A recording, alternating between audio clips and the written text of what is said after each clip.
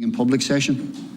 Again, apologies for anyone listening at home. We're having some technical problems here.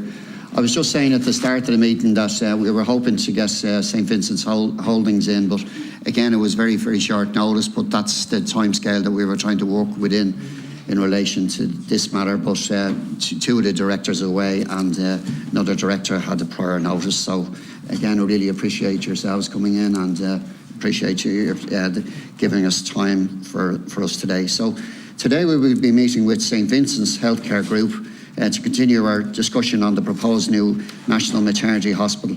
And we're joined today by Mr. James Menton, Chair of St. Vincent's Healthcare Group and founding partner of St. Vincent's Holdings. Mr. John Hollian, St. Vincent's Healthcare Group Board Member and Chair of St. Vincent's University Hospital Medical Board. I'm probably pronouncing your name wrong. Okay, we'll sort it out hopefully during the meeting. Miss Imelda Reynolds, St. Vincent's Healthcare Group Board Member, Professor Janice Walsh, Consultant Oncologist, and Donald O'Reilly, Partner McCann Fitzgerald Solicitors. You're all very welcome to our meeting this afternoon. All members and witnesses are again reminding of the long-standing parliamentary practice that you should not criticise or make charges against any person or entity by name or in such a way as to make him, her or it identifiable or otherwise engage in a speech that might be regarded as damaging to the good name of the person or entity. Therefore, if your statements are potentially defamatory in relation to an identifiable person or entity, you'll be directed to discontinue your remarks. It's imperative that you comply with any such direction. So can I call on Mr. Menton to make his opening remarks? Thank you very much, Chairman, for the opportunity to meet your committee this afternoon. I act as Chair of St. Vincent's Healthcare Group and was a founding director of St. Vincent's Holdings. And I'm joined today, as you eloquently outlined, by Dr. John Hollian, Ms. Imelda Reynolds, Professor Janice Walsh, and Donald O'Reilly. Everyone at St. Vincent's Healthcare Group believes that Ireland is on the verge of an historic decision about the future of women's healthcare. It is historic in the terms of infrastructure development, with all the positive and badly needed new facilities that will be delivered with it. The relocation of the National Maternity Hospital to the Ellen Park Healthcare Campus is a key part of the government's maternity strategy. We are proud to be a partner and play our part in what will be, when operational, a complete transformation of maternity and neonatal care, not only in Dublin, but also as a national care centre. From our perspective, the transformation of maternity care services, of which the proposed transfer of NMH to our Ellen Park campus is one part, coincides with and is in part facilitated by the complete transformation of St. Vincent's Healthcare Group after over 175 years of ownership by the Religious Sisters of Charity. The April 2022 transfer of the RSC's SVHG shareholding to SV Holdings, our new shareholder, was the last formal step in reaching the board's objective of becoming a truly secular organisation free of any religious influence. The board were determined to achieve this objective, and we have done so. St. Vincent's Holdings is the new owner of SVHG and is a registered Irish charity, a not-for-profit company governed by Irish law. It is not a public juridic body, and there is no vehicle in the registered constitutions of either company by which any religious authority or control can be exerted. This is a fact. It is also a fact that when the RSC transferred their shares to SV Holdings without any conditions requiring the practice of any Catholic ethics or any other religious ethos. SVHG is also a registered Irish charity, a not-for-profit company governed by Irish law. Our purpose and vision is to be a valuable part of the Irish healthcare system that achieves best outcomes for our patients and their families, to be known for the highest standards of patient care, clinical excellence, medical research and staff education, and to remain a voluntary independent group that invests all of our funds in the treatment and care of our patients. As a not-for-profit company with charitable status, all of our funds are reinvested in the treatment and care of our patients. St. Vincent's Healthcare Group is a secular organisation. The hospital has no religious ethos. Services have been and will continue to be delivered in accordance with best international medical practice, compliant with the laws of Ireland and the people of all faiths and none. there are multiple protections in place to ensure no religious authority or control can be exerted. Our founding values are dignity, compassion, justice, quality and advocacy, values found in many institutions across the world and which cannot be interpreted as any attempt to directly or indirectly impose a Catholic ethos. In previous committee hearings last week, there has been many references to our culture. Culture in our hospitals, all three of them, is driven by a single focus: to provide the best possible care for all our patients. We were approached by the government to become a partner with them and the National Maternity Hospital, Holles Street, in the relocation of maternity services to the Ellen Park campus. The opportunity to assist in the provision of world-class maternity and neonatal healthcare, together with our long-standing working relationship with Holles Street, informed our decision to support and partner on this 21st century project. The new NMH facility will be located in the centre of our campus and will be physically integrated with our university hospital to ensure the best and seamless care for high-risk and pregnant women. The seamless care to NMH patients will be provided by ready access to over 250 consultants covering over 50 healthcare specialists. The lands at the Ellen Park campus have been owned outright by the St. Vincents Healthcare Group for 20 years. Two landowners and thus two separate independent hospitals would make it very difficult, if not impossible, to manage the Ellen Park campus, and would also present significant risks to patient care. The Mulvey Agreement noted this important principle in the mediation agreement between all three parties. The important decision about to be made about the building of the National Maternity Hospital on the Ellen Park campus is, of course, properly a political decision, but involves the essential cooperation and agreement of the two voluntary hospitals involved. We hope our presence here today will assist you as legislators. St. Vincent's Healthcare Group has embarked on a new course. It is lay, it is secular, it is a healthcare organisation which hopefully soon will welcome the National Maternity Hospital to our Ellen Park campus. It is a place that culturally and ethically fully upholds the values and the laws of our republic. Thank you. Thanks very much. So I'm going to kick it off with Senator Sean Connery.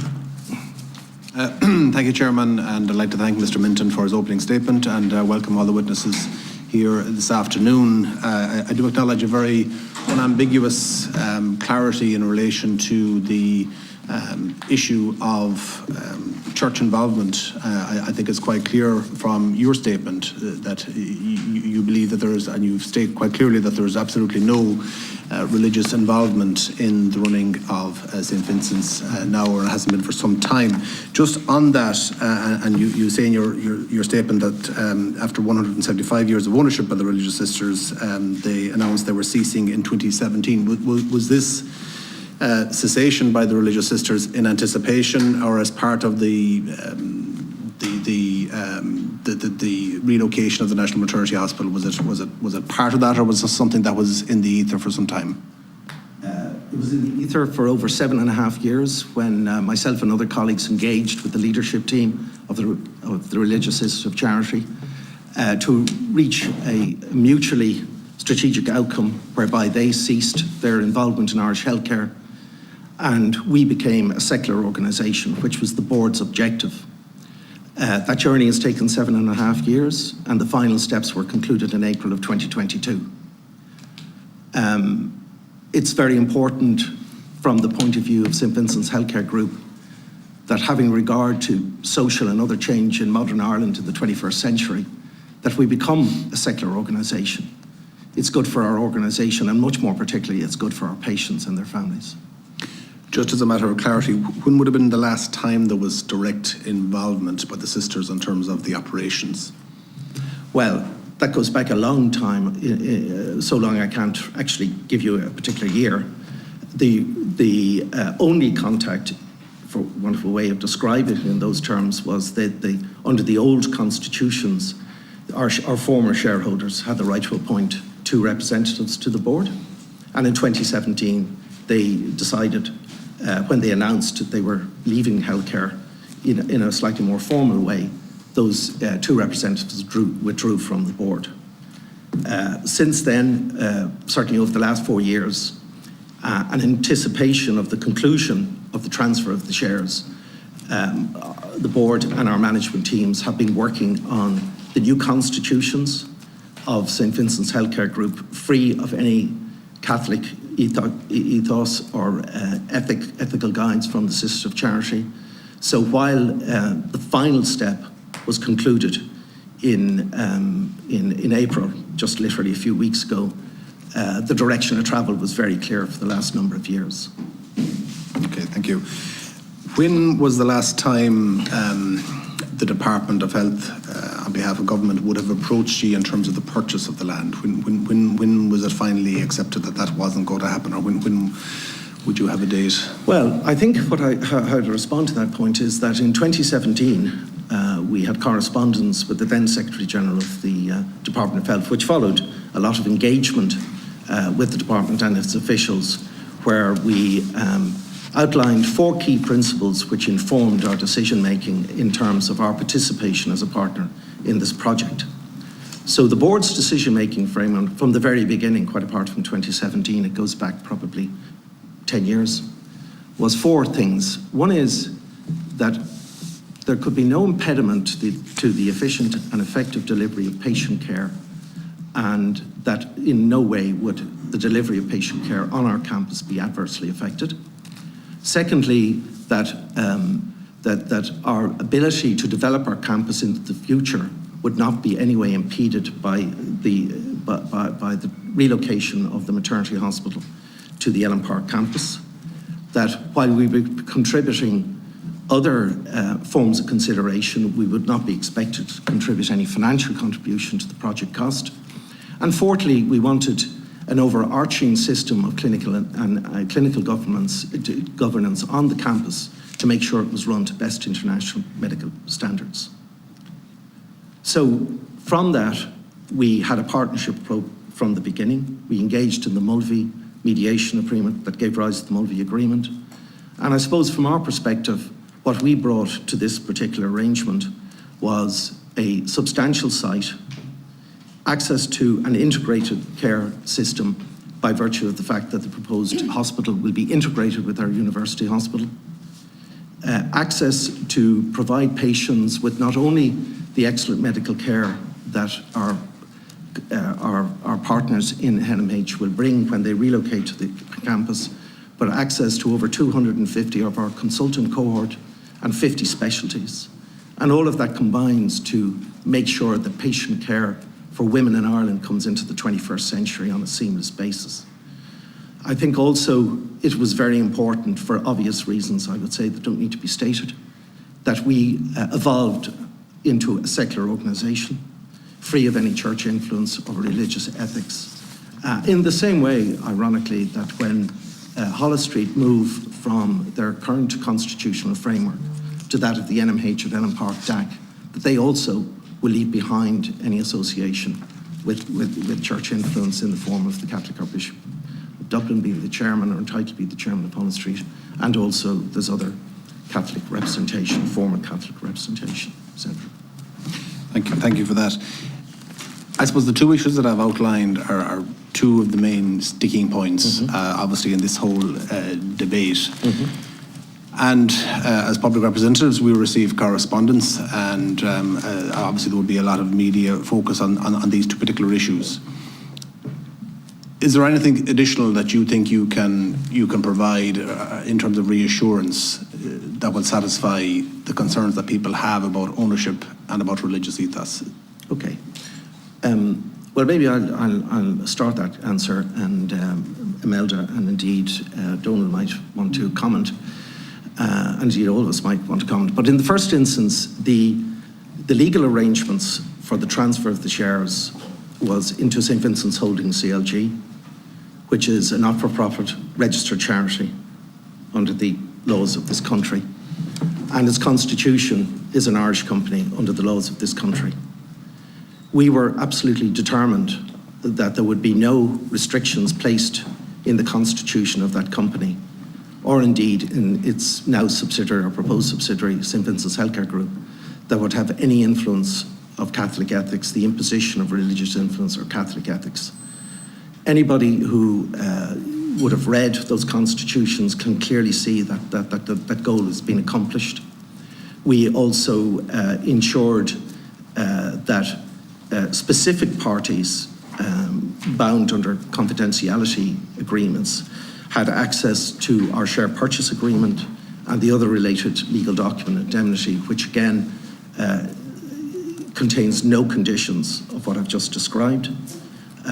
Under our agreements, the HSE and other stakeholders have had access to those documents and have been reviewed by their lawyers before they gave consent to the transfer. And I don't know, Donald, whether you'd like to comment as our advisor. Absolutely, just to comment to that. So the share is transferred to SVHG Holdings without any conditions. So there's no imposition, legal imposition or otherwise, in relation to the ethos of the holding company. That's as clearly as I can state it, I think. Okay, anyone else?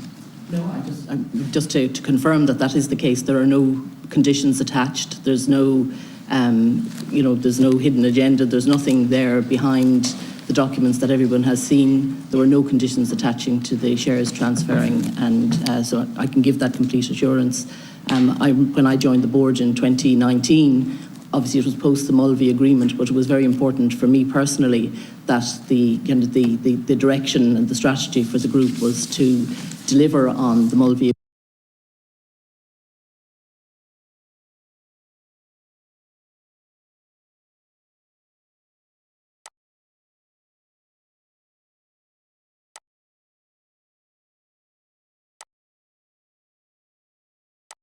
agreement and to achieve the shareholding and to develop a secular hospital on the campus, secular medical healthcare facilities. Okay. The term of clinically appropriate has again been raised by many, and there has been discussions regarding a codicil or an addendum. Have you had any involvement or any sight or any discussions on that over the last fortnight since the Cabinet originally postponed the decision? No, we've observed all the commentary and the concerns expressed about the clinical governance phrase in the various legal documents concerning the establishment of the new maternity hospital in Enham Park. That phrase obviously doesn't feature in any of our documents to do with the new holding company or indeed the constitution of St Vincent's Healthcare Group. It's an NMH issue. Having said that, and as everybody is aware, the Minister has accepted that there are concerns about that phrase and is committed to reflecting on those. Originally, that phrase was requested by the HSE and was considered by the boards of NMH and ourselves and by our legal advisors, and we agreed to the insertion of the term into the various legal agreements. And Donald, I'd like to know whether you want to comment further on the legal aspects of the phrase. Yeah, no, just on the legal aspects, and there has been quite a lot of commentary in relation to this. As Mr. Menton has indicated, the Minister has indicated that he has listened to concerns in relation to it. From our perspective, we don't have it hasn't been inserted at the behest of SVHG. It was inserted by the Minister with a view to clarifying the protection of the NMH hospital, that the clinically appropriate, as the Minister has enunciated it, will relate to the type of procedures you would find in a maternity hospital, as opposed to a broad range of procedures that you'd find in other types of hospitals. So, and that, I personally, I think from a common sense approach, that's how it reads. But there is a concern has been raised, and the SVHG just awaits any further comment from one of our partners, be it NMH or the Minister, in relation to it. The May Centre, it might be useful to hear from Janice Walsh, who's a clinician, given the alignment of that phrase and on the ground in Facebook. Can we maybe bring Janice in on some of the other questions? Okay. That's how the slot this time. So we have David Cullinan next, but there will be plenty of time, Janice, for you to come in. Thank you. We've heard a lot of clinical opinion on this issue, Mr. Menton, so I just want to very quickly stick with this issue of clinically appropriate. And if I can, just ask the question again, because I'm a slight bit confused. You say that there was no engagement between the Minister, the HSE and St Vincent's Healthcare Group in relation to either an addendum, possibly a removal or a definition of the term clinically appropriate in either the lease or the Constitution. Is that what you're telling us? No, what I'm saying is that I'm aware, we've had discussions about the fact that the Minister has been reflecting on the concerns expressed, but no, there hasn't been a view from the Department or the HSE as to whether the phrase would be deleted or defined, or whether the status quo. But you accept that those phrases are peppered across the Constitution and the lease? Oh, they are, and that's, yes. We understand and that, absolutely. And if there was yes. to be any removal yeah. or any definition yeah. inserted, or indeed any addendum, it would require the consent of all parties, it would, yes, including... absolutely. But this is going to Cabinet tomorrow. Yeah. So is it possible that that could be done before that goes to Cabinet tomorrow? We believe so, yes. I mean, I think we've had due consideration to the legal impact, and maybe Janice could cover the clinical one presently. So we dealt with the clinical part. This is now okay. in the hands of this was something that you said was inserted by the Minister at the behest of the HSE for all the reasons they gave. And yes. we don't need to go over those again. Yes. But we're talking now about the potential of either a definition, a removal, or an addendum to what are legal contracts. Or it remains within... Or it remains a letter of comfort. And that's my understanding, Deputy. Yeah. That's my understanding. But my point is, up to now, as you sit here today, you've had no communication from the Minister that there may be an ask on their behalf to you that you would accept either the removal, a definition, or an addendum. Well, there's been various discussions around all of those options, but we haven't been asked formally or otherwise to state our position. Okay. Yeah. Okay. Can I come to the ownership issue of the land? Yes. Because you say in your opening statement, which is true, that St Vincent's Healthcare Group own the land. It's the freehold that the group owns, isn't that correct? That's correct.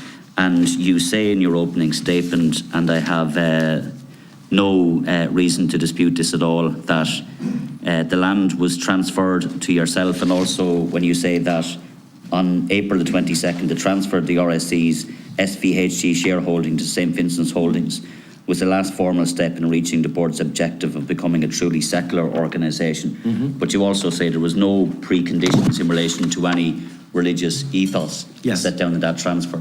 And I'm accepting that that's the case. That's what you say it is. So we take that at face value. Was there any other preconditions? None of a religious... No, not non-religious. Yeah.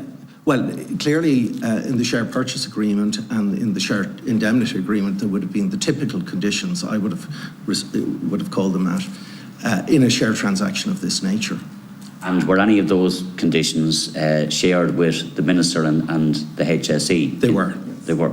The HSE had full copy of all the documentation within the context of the confidentiality provisions of the share purchase agreement. Would they have had a sight of all of the correspondence from the religious order and St Vincent's Healthcare Group or St Vincent's Holdings in relation to the religious order removing themselves completely from? Well, the only correspondence as such is the final share purchase agreement and the indemnity. And there's no other correspondence? No. That's okay. There was plenty of discussions, obviously, both with ourselves and the RSC and indeed with our... So what I'm saying is, what you're trying to establish here, there was absolutely no preconditions of any nature, apart from the ones you've cited, which are quite technical, but there was no preconditions. So essentially, St Vincent's Healthcare Group are the sole owners of the land to do with the land what you please?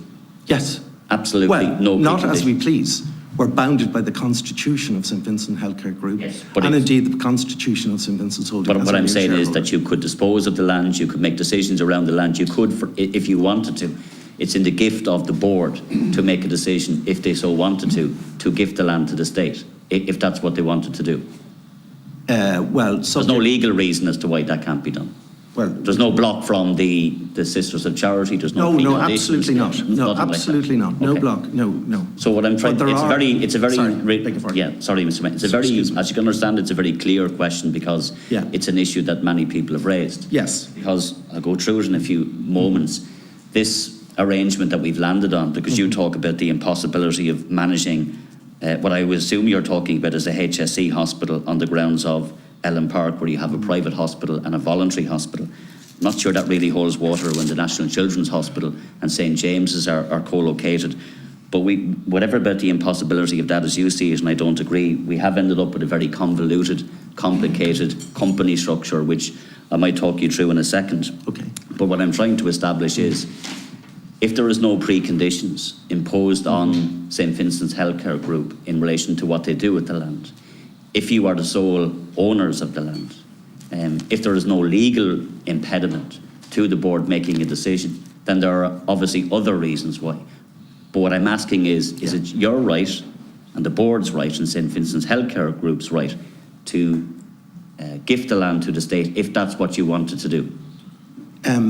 Yes, John, because So you're correct in saying that, and it is correct to say that the St Vincent's Healthcare Group and SV Holdings can make a decision in relation to disposal of its land. There are a couple of factors in relation to that. One of the factors is it's a charity, and it has to have regard to how it disposes of assets. The second factor is... That doesn't prevent it from doing so. It depends. A charity can't just give away property willy-nilly, for sure. So there is a consideration process in relation to the disposal of land, whether that's by lease or whether that's by freehold, in relation to the purpose that the land is going to be put to. Another consideration for the board is how it assures land, what impact that has on its own assets that it needs to run the hospitals for charitable purposes. And isn't that part of the problem here, though, Mr. O'Reilly? Because I'm looking at a report from the Controller and Auditor General. It was a 2010 report, I think it was. I'm not familiar with that. It was looking at 16 voluntary hospitals. This is their conclusions. Well, read it for you. 16 voluntary hospitals and a number of other health services providers are effectively integrated into the public healthcare system. However, these entities function as arm's-length bodies with their own legal status and with capacity to transact business in accordance with their own constitutional arrangements. Considerable public resources are provided to them for the provision of public health services and the construction and maintenance of related facilities as required. St Vincent's Healthcare Group has pledged publicly funded assets in return for bank finance for development of its private hospital. So essentially we have a leveraging of what is a public asset for what is a private hospital. That's what it, and it goes on to say the situation illustrates a hazard that attaches to the provision of services through fully subvented or nearly fully subvented private institutions. Their freedom to pursue their other objectives may be exercised in a way which does not protect the state's financial interest. subsequent to that, if I may, John, Absolutely. I am aware, although I wasn't on the board at that point in time, that remedies were put in place, appropriate grant agreements between St Vincent's Healthcare Group and the HSE to protect the state's interests, both on a retrospective basis and indeed a prospective basis in terms of the new facility that was financed. But Mr. Menton, what Mr. O'Reilly was saying a few moments ago, one of the reasons why, or one of the impediments which is now being put up, which is the first time I've heard this, because up to now we've been told by St Vincent's Healthcare Group, the reason why there is a reluctance on your part to transfer the land to the state is because of the need for the integrated campus. Yes. That's Absolutely. the reason we've been given. Absolutely. It wasn't about assets, it wasn't about any of those issues. So it wasn't me that introduced that with respect to Mr. O'Reilly. What I'm saying is there was a CNAG report back Yes. in 2010 Acknowledged. which And cited remedied. concerns. Do we want to be here in 5 years' time and 10 years' time with a CNAG report which raises more concerns? The answer is no. Well, I don't believe the framework that's on the table for discussion would in any way expose the state. Quite the contrary, in my humble opinion. Well, I'll just make one final observation if I can, because I want to thank the group for coming in, and I said I would do this. So this new company, National Maternity Hospital, DAC, is being established, which will have directors, we're being told, from 3 different sources. Yes. So 3 from the existing maternity hospital, 3 from St Vincent's, and 3 public interest directors. That is a subsidiary of St Vincent's Healthcare Group, which effectively will be the landlord. They will own the land and they will lease the land to the state. So the lease arrangement is with the HSE, isn't that correct? That's correct. That's correct. The landlord would be St Vincent's Healthcare Group. That's what I just said. St Vincent's I beg Healthcare your Group will be the landlord and Yes. will lease the land to the HSE. Yes. And then there's a licence agreement in place as well, is that correct? There is, yeah, for the use of the building. And then St Vincent's Healthcare Group, which is the landlord, is a subsidiary of St Vincent's Holdings. Correct. And St Vincent's Holdings has its own board, It does. own directors, Yes. own constitution. Yes. As does St Vincent's Healthcare Group, Correct. as does this new hospital. Correct. So when you talk about an impossible situation in terms of having a public hospital with another public hospital and a private hospital on the same campus, and you say it's difficult and impossible, it's hard really to relate that when you look at the very convoluted, complex structure that we're being asked to approve with respect. Sorry? I'm going to try to be fair to everyone. We may have a second round, so David has indicated that he won't be here for the second round. So, Well, I've made my point and I thank the witnesses. do you want to reply? Yes, I think it's important. I mean, I think that at the end of the day, this project is all about improving healthcare for women. It's a partnership approach. We agree to enter into that partner approach against the 4 principles that I outlined to Senator Kine. The lease ownership of the land, which is the proposition to the government, is to ensure that there is a protection of the state's finances and the construction of the building, no more, no less.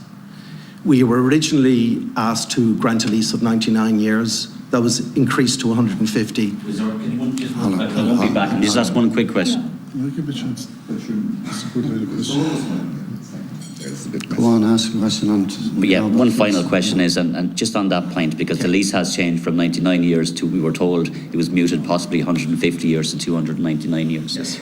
Has the Taoiseach ever corresponded with the St Vincent's Healthcare Group on the issue of the ownership of the land at any point? The Department of Health. The Taoiseach, I asked. No, not to my recollection. Okay, Not to my recollection. Okay, great. I'm going to move on to John Laird. Thank you.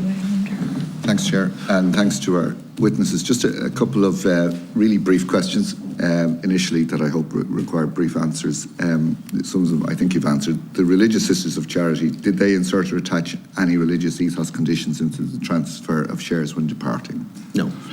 Did the Vatican try to impose any conditions on St Vincent Hospital Group or St Vincent Hospital before the share transfer? No. For the clinicians, have you ever been told to refuse a patient medical treatment on religious grounds? Never. I mean, from my point of view, Never is fine. Okay. Just to a couple of questions. The nuns announced that they were gifting the land, and then they didn't gift the land. Could you give us a brief explanation as to what happened there? Well, there was a press release, as you quite rightly point out, which had a headline that was unfortunate, is the nicest way I could put it. When you read the detail of the press release, they did exactly what the press release said. They transferred the shares in St Vincent's Healthcare Group to St Vincent's Holdings. And, you know, I can't really be held accountable for the drafting of by public relations firms of you know, titles on press releases. But they did exactly as they intended to do. Okay. So people will be watching, you know, because it's created, there's a lot of complexities around it, Yeah. and the different companies, Yeah. structures that have been set up. So watching the debate, listening to the debate, it seems to me you have St Vincent's Hospital owns the land, the National Maternity Hospital is going to create a new hospital on site. Yes. That hospital is going to overlap on existing St Vincent's Hospital architecture. Yes. Yeah. So it does make a lot of sense. You have a background in business and commercial law, or not commercial law, but property transactions. Yeah. It makes sense to establish actually an entity to govern, at the very least, the overlapping pieces. Okay. Just in relation to, because the integrity of the campus was an issue going back, you've talked about that, I think I've covered it. Now in 2017, this is just a political point, St Vincent's Hospital Group at that point wasn't countenancing any sale or lease of part of the land or any separate ownership of a hospital on site. So I think that goes to what the present Minister Donnelly has achieved. The HSE actually owns the hospital, and the land is being leased at €10 a year for a total of 299 years, which the arguments of many essentially involves ownership. Just in relation to why can't he gift the land, there was an article recently in The Currency which covers a lot of this, you might be familiar with. So St Vincent's Hospital, as Deputy Cullinan adverted to, offered its land as collateral when it borrowed to redevelop the private hospital in 2010. That came to the attention of the Controller and Auditor General. So it seems from the article written by Tom Hubert in The Currency that if St Vincent's Hospital Group gave the land under the new maternity hospital to the state, it would find itself in default of its loans and might become insolvent. Is that correct? No. Okay. I think the point I'd like to clarify is that the real reason, the only reason that we are offering a lease ownership of this land upon which the state will finance the construction of it and own effectively for 299 years at an annual rent of €10 per annum, is that offers protections to both ourselves and Hollis Street in what that building will be used for. And that's clearly set out in the lease. The protections afforded under a lease ownership arrangement as opposed to a freehold ownership arrangement are radically different. Because we have no protections then as to what, or indeed Hollis Street would have, in the absence of the current arrangements, to what that hospital is used for. And the whole purpose of this relocation is that that building will house vastly improved maternity care, integrated into a university hospital with access to a lot of specialties and other consultants. That's the whole point, from our perspective, of this partnership. So we've dealt with the Vatican papers. One of the previous witnesses spoke about the model of the Bon Secours group, that it was purchased by an international healthcare group. Yeah. Is that possible here? Is it possible for an international healthcare group to view the entire St. Vincent's Hospital campus, including a new national maternity hospital, as one structural entity? Yeah. Well, it's a very interesting question, and the answer is no, we cannot sell St. Vincent's Healthcare Group, and I'd like Donald to reaffirm that under our new constitution. Absolutely. There is a number of protections, as you'll have seen in the lease. There's an obligation on St. Vincent Healthcare Group not to permit a change of ownership in its shares without the consent of the HSE. The SVH Holdings company that took the shares from the sisters, that can't transfer that share. That's regulated by the charities regulator, as is SVHG. So everything is kind of locked in. The SVHG shares in SV Holdings are locked into that company.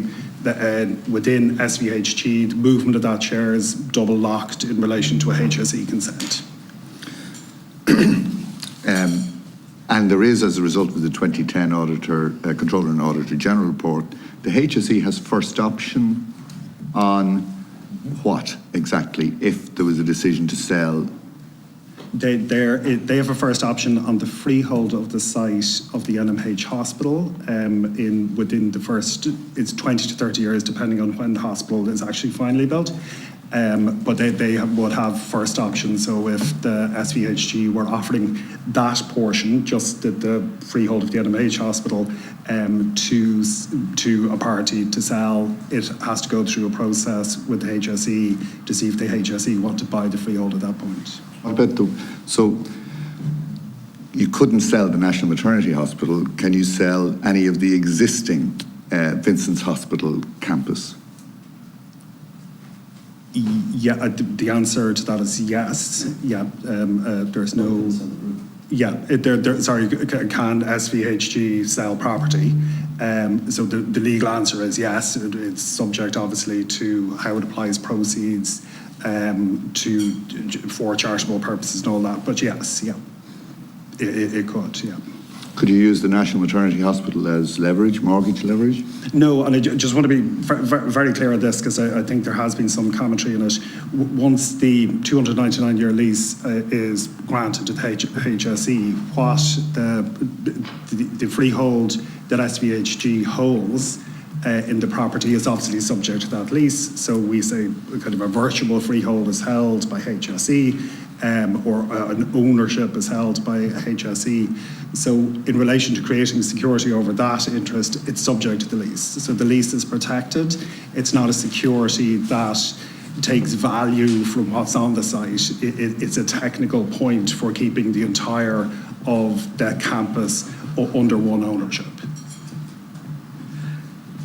So I was thinking then, you know, what was in it for the Religious Sisters of Charity? Now, I may be wrong on this, but I can think of one other example in my constituency where the Sisters of Mercy, they didn't give the land away, but they sold it at below market value to a local sports club on the basis that it would never be developed residentially, and that they would have recourse, there would be recourse, just couldn't be done. So they have no interest in it, in the land. They've essentially vacated it as another example of Carmelites, and again in part of my constituency. So there are examples where, I'm not going to say it's done philanthropically, but there is no, what you're saying is either in the holding company or in any of the papers, there's no fingerprints, footprints of the Religious Sisters of Charity. If events were to change in a century, there's no route back in to this company for the Religious Sisters of Charity or any church-related organisation. This is covered in Catherine Day report. In the appendix to that report, which was an investigation of the role of voluntary hospitals in the state in public healthcare, there's clear documentation which illustrates the significant difference, for example, between the strategy pursued by the Mater and the Sisters of Mercy and ourselves at Vincents and the Sisters of Charity. If you go into that appendix, you will see very clearly in relative terms that when you get to the net surplus of the disposal of assets, however that may arise, the proceeds go through a cascading, but eventually go back to the Vatican, in very simple terms. No such construction has been put on the share purchase agreement or the other legal documentations in terms of the Sisters of Charity transferring their chairs into the St. Vincent's Holding Group. I can't speak for the motivation of the Sisters of Charity other than they wanted to cease their involvement in Irish healthcare. We wanted to be a secular organisation to respond to the needs of our patients in modern Ireland, and there was a mutually inclusive objective there satisfied. We had our motivation, they had their motivation. We didn't question theirs, they didn't question ours, but I can tell you categorically that we would have never accepted as a board a situation where there was some legacy 100 years from now or 150 years from now that involved any mitigation of the objective of becoming a secular organisation. Okay, thanks very much. I'm going to move on to Roisin Charles next. I'd like to welcome our witnesses today. And just at the outset, I think it's important just to note that there are multiple examples of shared campuses, you know, for different purposes, health services and other services, where there would be a management company that would deal with the interface issues. And in fact, in Texas, there's an example of multiple hospitals sharing the one campus, but they're all individual, independent hospitals. And, you know, I can't help thinking that when you look at all of the detail involved in this, while there's many concerns, that what this actually boils down to at the end of the day is an issue of land value. And I think there's no getting away from that. So I have a number of questions to ask you, Mr. Menton. Mm-hmm. In 2020, St. Vincent's Healthcare Group had total liabilities of €450 million. Mm-hmm. And of that, over €370 million was long-term debt. Isn't that the case? I don't have the accounts in front of me, so I can't categorically confirm or deny what you've just asserted. Okay, I have them here anyway, and it's provided there. That detail is provided. Yes. So long-term liabilities at €450 million. The liabilities of deferred grants, I really... They're liabilities in Well, your financial okay, report. yes, indeed. Okay, and isn't it the case that that situation, your financial situation, had deteriorated by about 20 million on the previous year? I unfortunately don't have the accounts in front of me, so I have a difficulty. Surely you know whether the situation is improving or what I can say, deteriorating. no. Sorry, you can't confirm that figure? Sorry, our financial position as a board... Sorry, we are very- I've asked you a specific question Yes. just on that. The Yeah. deteriorating financial position, 2020 on 2019, was by 20 million.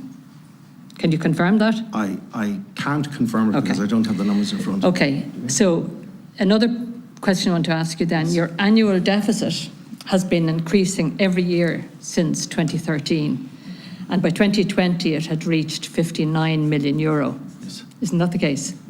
I'm happy to accept your figures, yeah. Well, can you confirm them? Yeah? Well, I'm waiting to Okay. information on them, yeah. So have you yet prepared the accounts for 2021? They're in the process of completion, yes. Okay, and what's your expectation in relation to those accounts? Do you expect a further deterioration in your liabilities? Our shareholders' funds at the end of December 2020 were 200 million. 200 million, positive.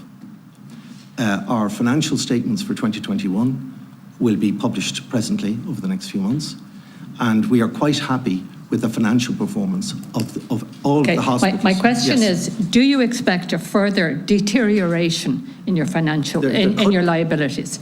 Sorry, do we have this one? Yeah, sorry, I beg your pardon. It's an overall question. Yes, Do you indeed. expect the situation to disimprove or improve in terms of liabilities?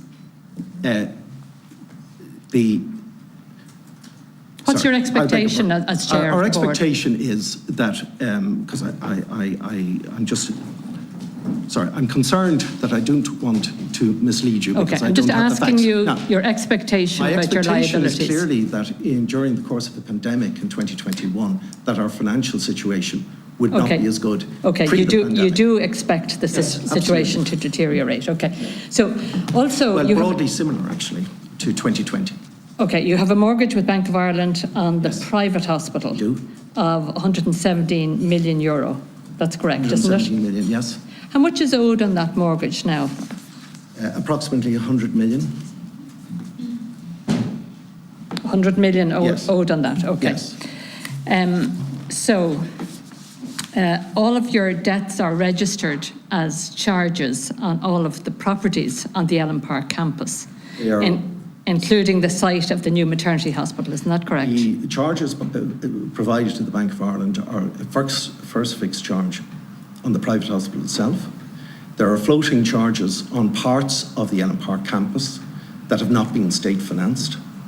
And there is a floating charge currently on the proposed site for the NMH facility, which will be where discussions have been held with the bank. Okay, I just asked you if the registered charges are on all of the properties. No, not all of the properties Okay. on the Ellen Park campus. So no. can you provide a note on that? Maybe somebody in your Absolutely, I'm team sure, there will. yes. And you're now granting a lease to the HSE on foot of this leasehold document that we have here. Yes. Is it not a term of this lease that you reserve the right to mortgage this new hospital building? Yes. Yeah, that's correct. Yeah. That's a term of the lease. It's a power that's reserved for the landlord to create security, yeah. Okay. So if you run into difficulties, you would be able to mortgage the new hospital building. And can I just speak to this? Sorry, isn't that the case? Yeah. I need to fully answer this to give probably a proper reflection of what the answer is. What SVHG will be able to do is charge the freehold interest, which is subject to the lease. The lease is protected, so irrespective of what happens up there, the lease is protected. Would be able to at mortgage the So, building. Yeah, I just wanted to make Yes. deputy, sorry. Okay, no, there's a full I just answer want to- you to confirm that you could mortgage the building. So assuming that you mortgage the hospital building, what do you... Sorry, and I just want to I suppose, sorry, just a moment. Assuming that you may have to mortgage the hospital building, what do you suppose will happen if you are unable to meet your debts in the future? And I'm just going to, I'm not rephrasing the question. It's not the property, it's not the building that's been mortgaged, it's the freehold interest that SVHG has that is subject to the long lease to the HSE. Now, there is an important distinction there. Okay. But I'll answer your question. So in the event that a mortgage was created over that You have, site- that's okay. I'm happy with what you've said. Okay. No, but sorry, to answer your question, sorry, what would happen if there was an event of default or receiver was appointed over that security is, I think is your question, doesn't it? The lease stays intact.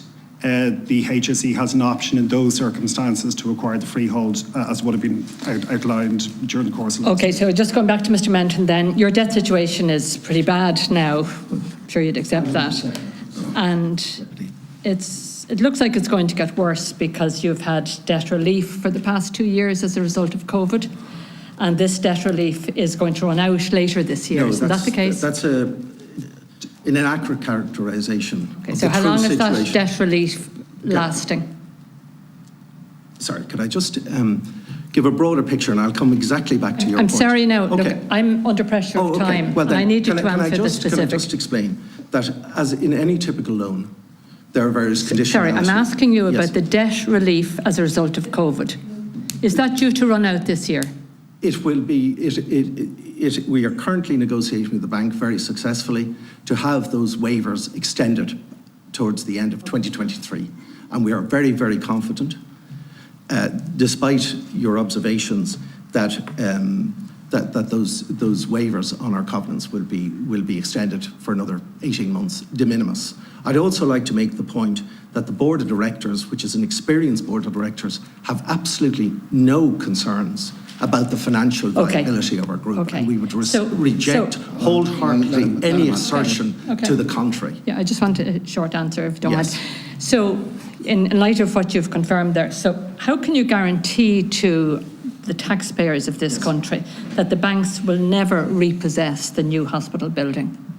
Because of the legal documentation associated with its creation. Because of the lease. Sorry, I didn't mean to cut across you. No, you're okay. So if I just tease through this, so if there was a mortgage on the freehold interest of the hospital, a receiver is appointed there, the long lease to HSE is under that, all that receiver can sell is the freehold interest subject to the lease.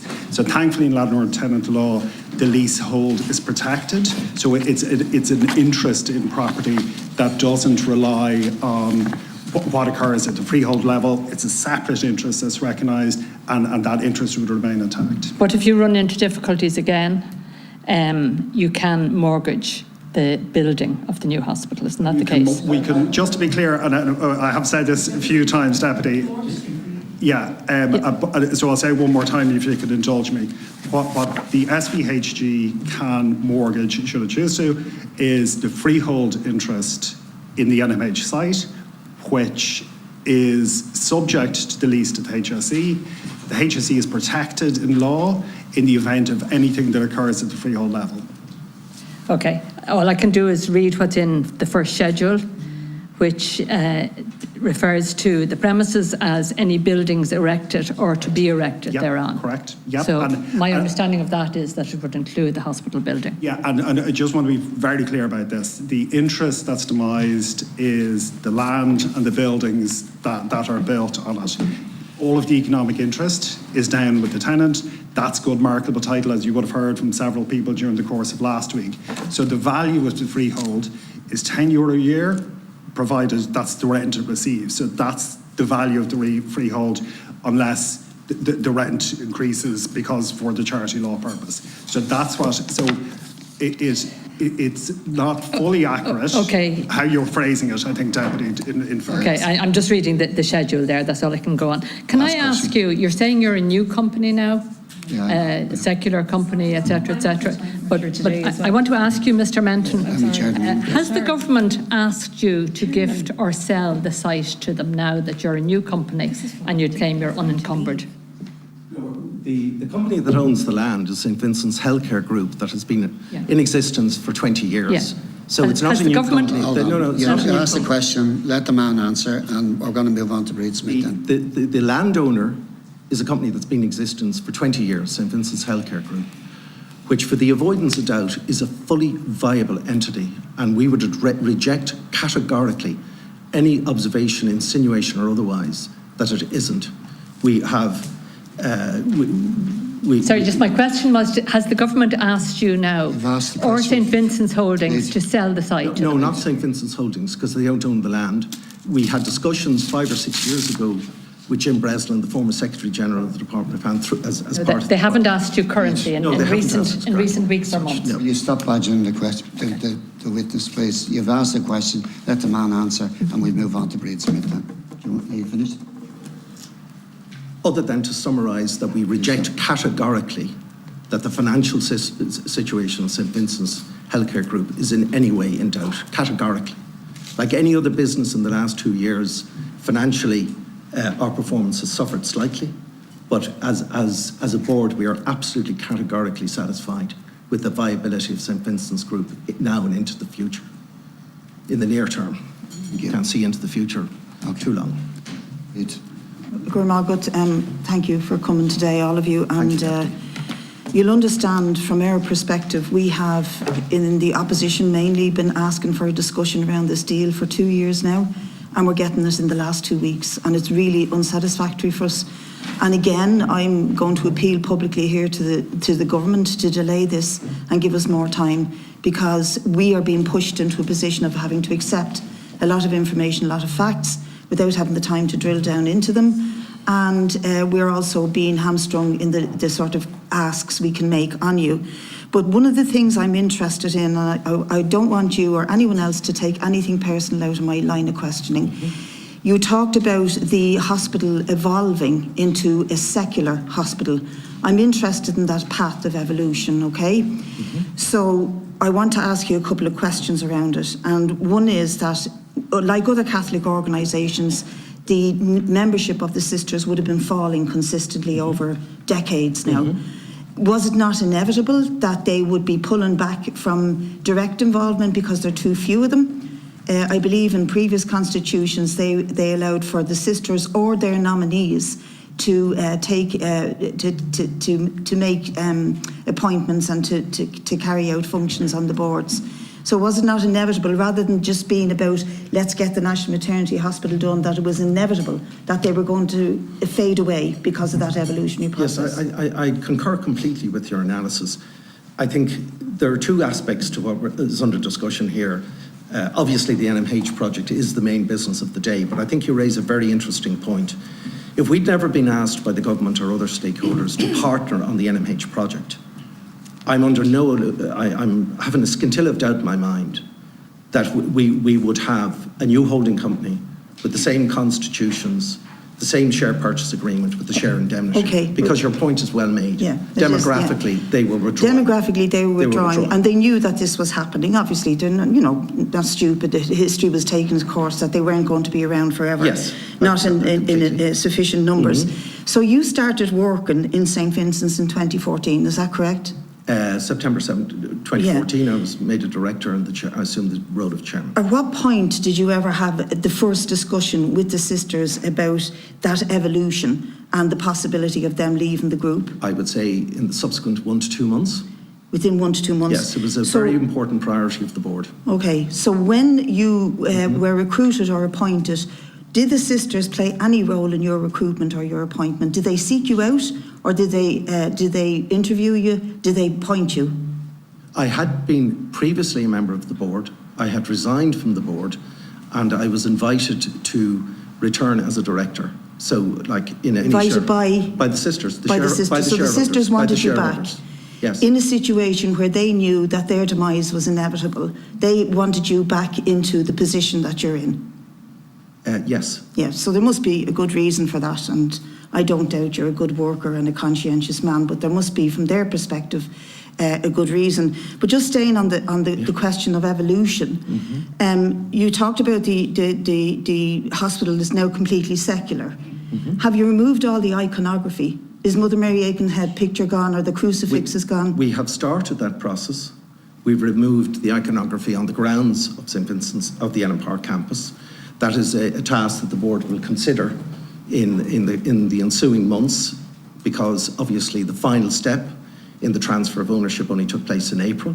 And there's some guidance in Catherine Day's report about iconography within what are hitherto religiously owned institutions such as ours, and we will take that guidance and we will ensure that we will display appropriate sensitivity to the needs of all our stakeholders. Okay, so the evolutionary process isn't complete. It's still in course. We're still removing the church from our healthcare services in St. Vincent's and removing the physical manifestations of it. On evolution of church influence, I think the people best placed to give you some perspective on that, Deputy, are my two consultants. Sorry, I wanted to ask you the questions, but my next question to you is, on the course of this evolution, as late as 2020, recruitment required a doctor or nurse who was recruited into the this is my understanding, recruited into the healthcare group to follow the Catholic ethos, to have ethical beliefs, to have ethical commitment to the project of St. Vincent's under Mother long gone at that stage. When was it then, please? I would say over the last 10 years.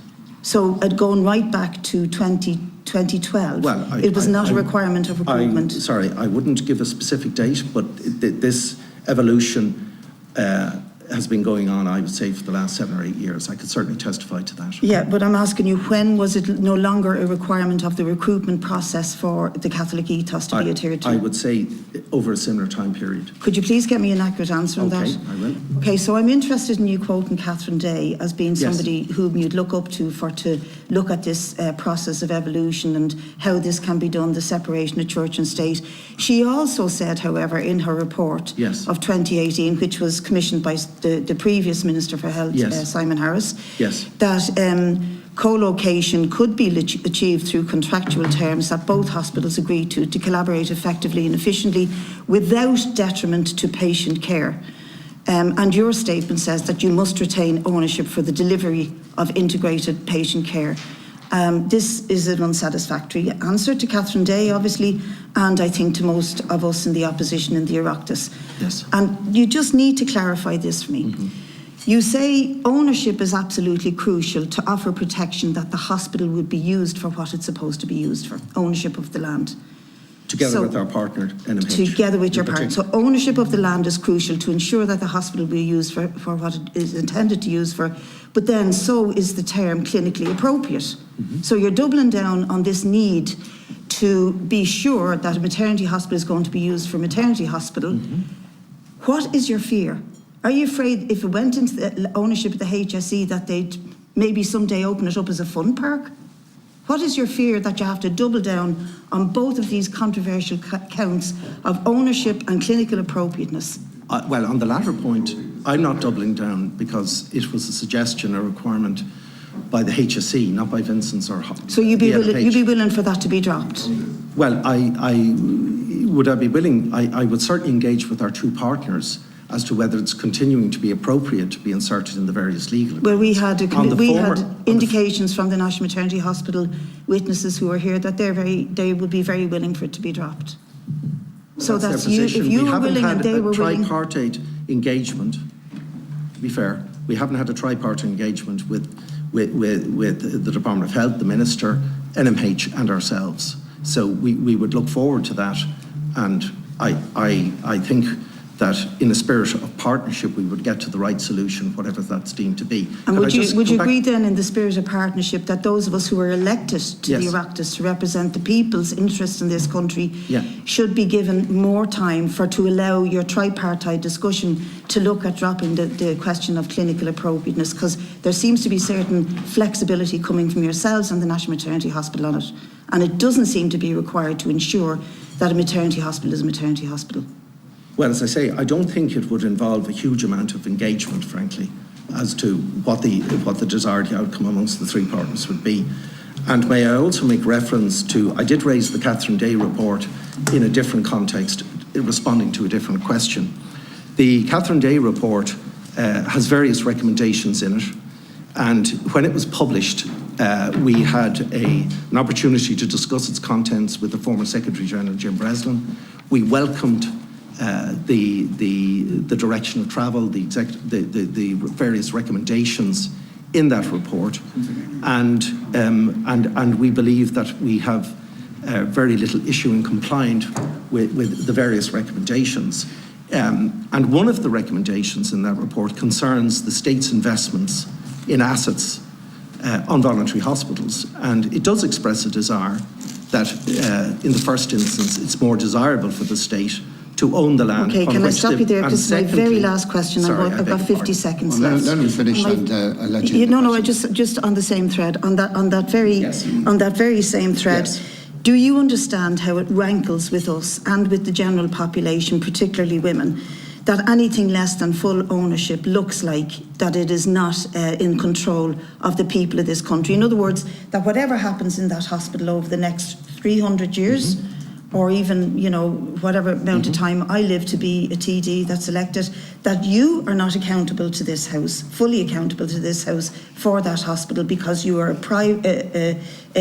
hospital arrangement that has private healthcare, that has St. Michael's, that has public healthcare, that has St. Vincent's, so you're not fully accountable as a board to us. Our accountabilities are to make sure that our patients have the best outcomes. No doubt about that. No, but that's But if we have questions about that, if we have worries about that, where does it go to? That's the motivation.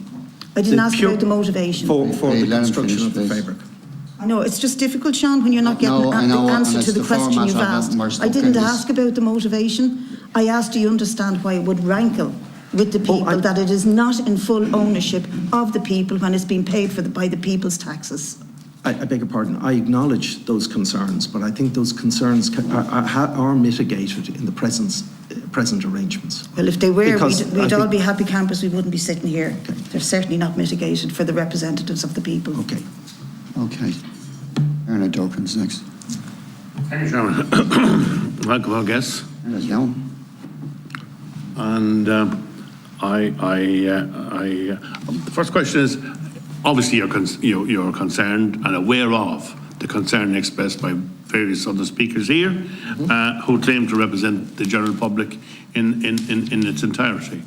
I just want to remind myself and everybody else that we on this side of the table were also elected by the people, and we represent the general public and the taxpayer to the same extent, as would always be the case.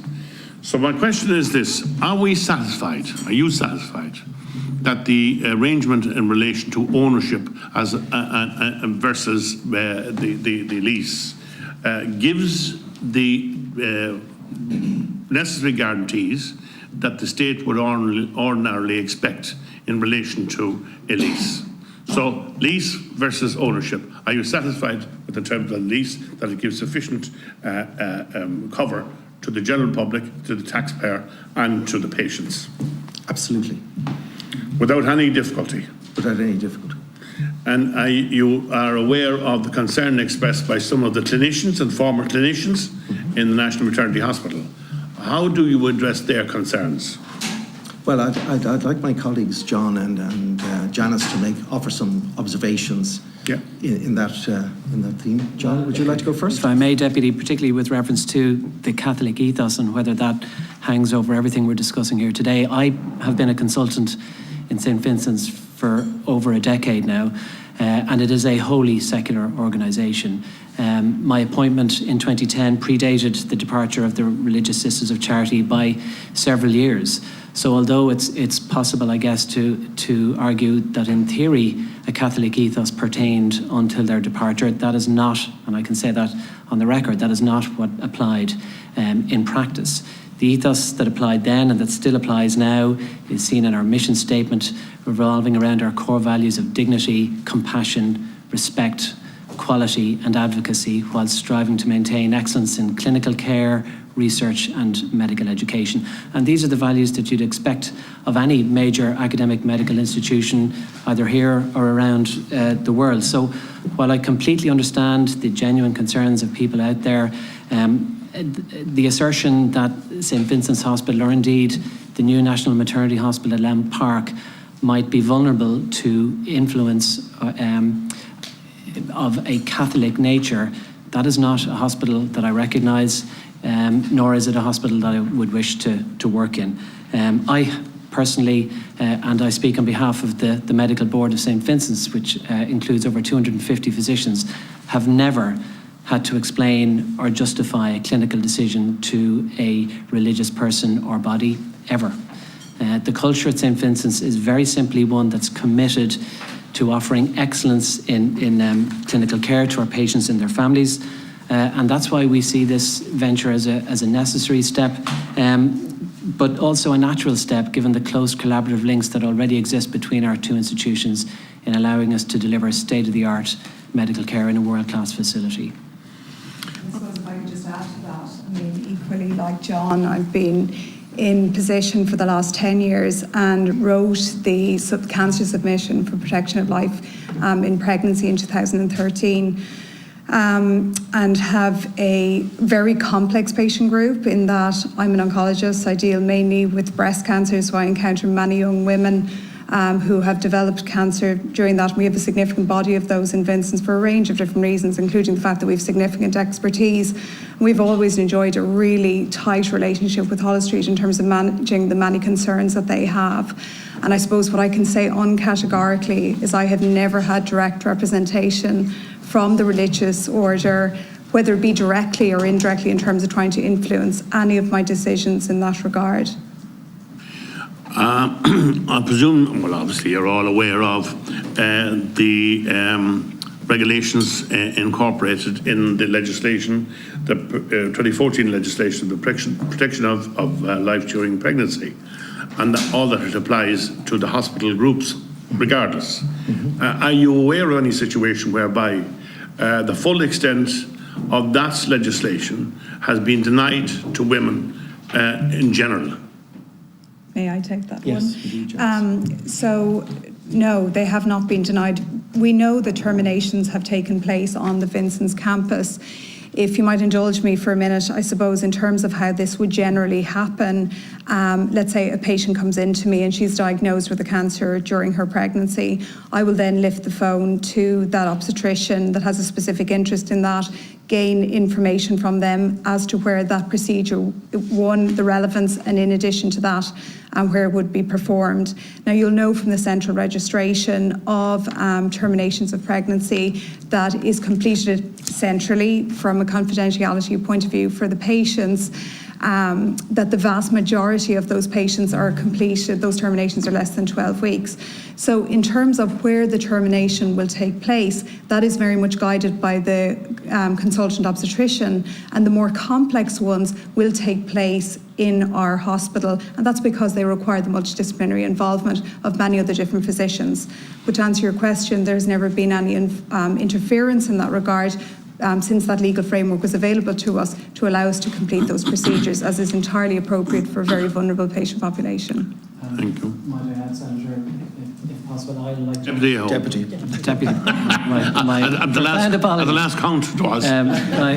My sincere apologies. I, like Janice, have often had to have difficult conversations with patients about the potentially devastating impact of their kidney disease on a longed-for pregnancy, or indeed the implications of a pregnancy on their kidney disease, and where termination may be appropriate.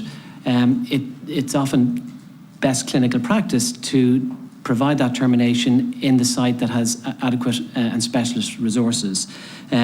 So I guess the point I'm making is that although the perception out there might be that the number of terminations that have occurred in St. Vincent's up until this point have been relatively few, you've got to bear in mind where patient care is best served and where the specialists are at present. Once that specialist care is available in Vincent's, I, Janice and my colleagues look forward to being able to offer that service on site in a much more seamless and integrated fashion than the way we do currently.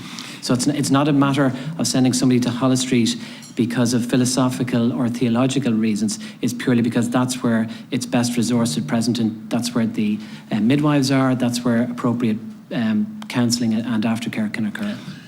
Similarly, are you aware of the implications of the 2018 legislation arising from the repeal of the 8th, which was dealt with by a committee similar to this at great length?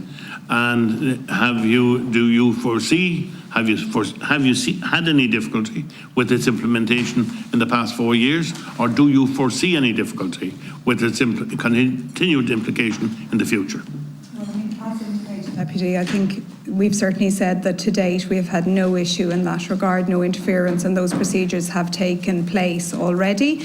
And we really look forward to a time where we're co-located with Holles Street, and for those patients who undergo a really traumatic time, that we can walk them down the corridor rather than putting them in a taxi and sending them over to Holles Street.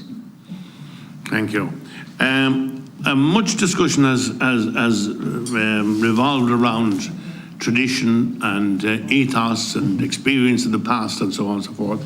Are you satisfied that we are looking at a new era, that this is sufficiently guaranteed, that the state's interest is sufficiently guaranteed? And I will include in that, in the event of everybody becoming liquidated, are you satisfied that the state's interest is fully protected insofar as can be done? Yes. In any situation? Yes. Are you similarly satisfied that no other interest representing the nuns or the Vatican or anywhere else is likely to exert an influence which would in any way impede your responsibility and ability to extend the full range of services required under the legislation for women's health and the protection of life during pregnancy? Absolutely. I would ask also whether this, to go back to it just for a second, whether this issue that has been much discussed, that there's a huge difference between ownership and a lease, and we've discussed most of that yet. So are you satisfied that the lease gives you sufficient leverage in the event of any situation developing, which has been discussed, and so much have been discussed at all, of your ability to be able to control what happens in the hospital thereafter? In other words, it just the entire complex is not, or part of the complex is not sold off separately to an entity that might be in conflict with what you were hoping to do. Yes, I think the protections in the lease ownership arrangements are designed to ensure that the building proposed is for the women of Ireland, the delivery of maternity care services, both for ourselves and Holles Street. So you could call it ownership? No.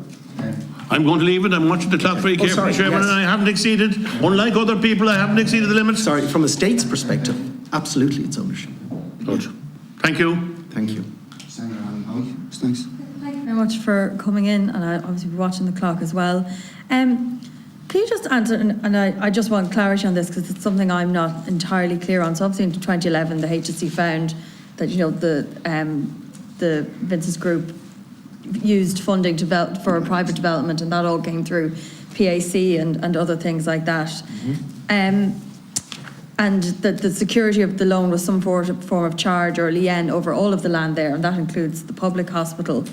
And so the HSE found obviously that technically no rules were broken, but it wasn't appropriate to be using state assets to fund a private institution, and that's all fair and thing. And there's not so much a question around the fear that this can happen again, because I think things have changed and there's much more stringent things around that. But just in relation to the land that's currently in question, and this is a parcel of the overall land bank there, is that still the subject of some form of charge or lien as security for the bank debt? Is this particular piece of land involved in that? So one of the conditions of the bank debt is that the debtor should not, sell or gift dispose of any assets against which the debt is secured. So can you just clarify how this, if there is any lien on this particular piece of land, and how that would then interact with that? So I hope that's clear, because someone's explained this to me, and then as part of the negotiation process with the HSE, we've indicated to the HSE that a lender consent will be required to the creation of the lease. So that deals with the security interest, protects the creation of the lease, protects the tenant interest under the lease. So there's a due diligence point that we've agreed to on that with HSE. Did there have to be an interaction then between the whichever bank you will against around this in terms There's an ongoing relationship with the Ongoing bank. relationship. The bank would have been part of the consent process for the share Okay. transfer as well. Yeah. So they would have consented to Yeah, it. that's Yeah, right. okay, just wanted to clarify that. And can you just explain, sorry, and I'm, because obviously there are very similar names involved in things. Can you just clarify exactly who it is? So St. Vincent's Group own the land. Yes. And St. Vincent's Holding are the ones who are holding the shares. So who is it that the minister would have to approach at all if to say, yo, will you give us the land? Who exactly is it that he would have to go to directly? Well- or is there anyone he can do it because it's just all tied up in a variety of different things? No. I mean, any issue to do with the arrangements of any part of the Ellen Park campus would in the first instance be the responsibility of the board of St. Vincent's Healthcare Group. And that has been the case in terms of the negotiations around perfecting this partnership model to construct this maternity hospital, going back basically to the completion of the Mulvey mediation, the publication of the Mulvey report. So obviously there's been ongoing discussions over that subsequent to that period, and the board were approached by the Department of Health to expand the lease period from 99 to 150 years and from 150 to 299 years. And our view as a board was that so long as we had a lease ownership model, which thus enabled the state to effectively own the building that they were financing, and I, like any other taxpayer, would want our taxpayers' interest to be protected, but at the same time afforded protections to ourselves and Hollis Street as partners in this framework. So that's the... So it would be St. Vincent's Group that the minister would have to approach? Yes, absolutely. And has the minister approached about that? There was requests at various points over that journey in the last 5 years about the sale of the land. And as I said earlier, for the various decision-making framework, for reasons of patient care and patient mitigation of risk, it was our view that a lease ownership arrangement at the end of the day was satisfactory to all three parties, and I believe it should be and hopefully will be. Okay, so just because I think a lot of people were throwing this, so it's the Vincent's Group, and the minister has done that, and that has been, and as you've explained, you've decided that. And can you just clarify a point in of the many documentations that we've read? So just, I don't have it written down, sorry, forgive me, the exact 6 point, whatever it is. So for the first 20 years, if the land was to be sold at any point, the HSE would have the first refusal. That's written into it. And then after 30 years, that first refusal clause, I don't know if that's the exact term, I'm not a legal person, that first refusal piece, if that ceases. So after the 30 years, if the land was to be sold, it doesn't have to be offered first refusal to the HSE, and it can be sold to anyone. The freehold interest in the land. I think that's very important, but I bow to my lawyer. It's the freehold. So if in protection of the state investment, the lease, no matter how the freehold transfer, the lease stays in place, it's a distinct interest. During the negotiations, the HSE requested an option to acquire the freehold interest in two particular circumstances. Default circumstances I touched on to Deputy Shortall, and a preemption right, a right of first refusal within the first 20 or 30 years. No, double check that, but I think you're right in the 30. If the property was to be sold within that short period. Okay, and sorry, so I'm still not entirely clear as to what does that mean exactly? Yes. So if Vincents intends to sell the freehold interest, it goes through a process as set out in the lease within the first 30 years to say they are now going to sell the freehold interest. The HSE can elect at that point, as a matter of contract of the lease, to acquire that interest. Okay. So that's in a nutshell. Yeah, and then after 30 years, it's not required to go to the HSE. After 30 years, it falls away. Yeah. Okay.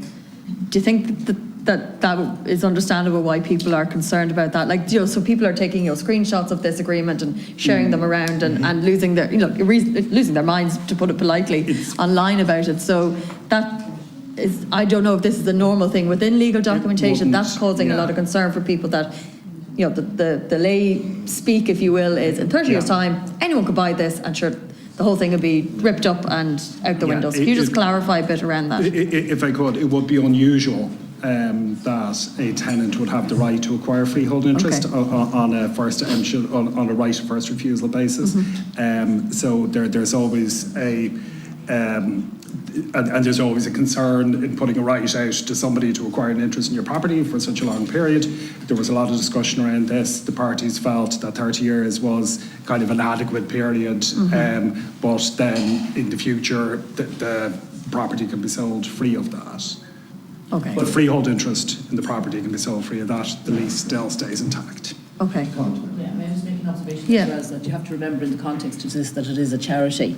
So it's not that the group can just sell willy-nilly to whoever it chooses. It has to be used for charitable purposes. So the funds would have to come back in. So that, I think, has to be remembered in the context also. Okay, and you feel that obviously then that charitable purposes is watertight. protected. Sorry, I'm just trying to tease this out because I know there are people listening to this who have raised these concerns, and I'm as interested as they are in getting, you know, a clarity on that. So there would therefore still have to be within that charitable ethos. And do you foresee any situation where in 30 years' time, hopefully we'll all still be around, that this could happen, that there could be a situation? I mean, obviously we don't... I regard it as quite remote. And the important thing for me, people to understand that you've characterised is that if in the event that the freehold interest in this land was sold, it doesn't in any way disturb the 299-year lease interest, ownership lease interest that the state has. Just, it's academic, absolutely academic in substance and indeed mostly in form. Yeah, I appreciate that. It's very much an academic point in law. In practice, for people out there who have concerns, I can understand those concerns. And I would try to respond to them by saying that the ownership lease for 299 years, whatever, about 30 years being around, I think we'd all, you know, have to give up on 299, is perfect title for the state. And can't be disturbed. Yeah, and I hope just to obviously because these are written, and I suppose it comes down to an idea of principle. You know, there are people who just believe it should be state-owned on state-owned land, and that should be the future of all capital assets, investment by the state. And obviously then, you know, while you're saying it's an academic exercise in 200 years, we wouldn't be having this conversation if it was in a different layout. And I just want to reiterate, because I know my time is up in 2 seconds, that, you know, this the crux of the problem is that it's just not going to be in... And could I just say as well, if I may, Chair, that the idea that we have some objection to a state-owned, state-managed, state-run hospital on our campus is bogus. We don't want a voluntary hospital that would be owned by a charity, have a separate board, have a separate, you know, that's separate. We don't want, for reasons of patient care and patient safety, two separate hospitals on our campus. Thank you very much.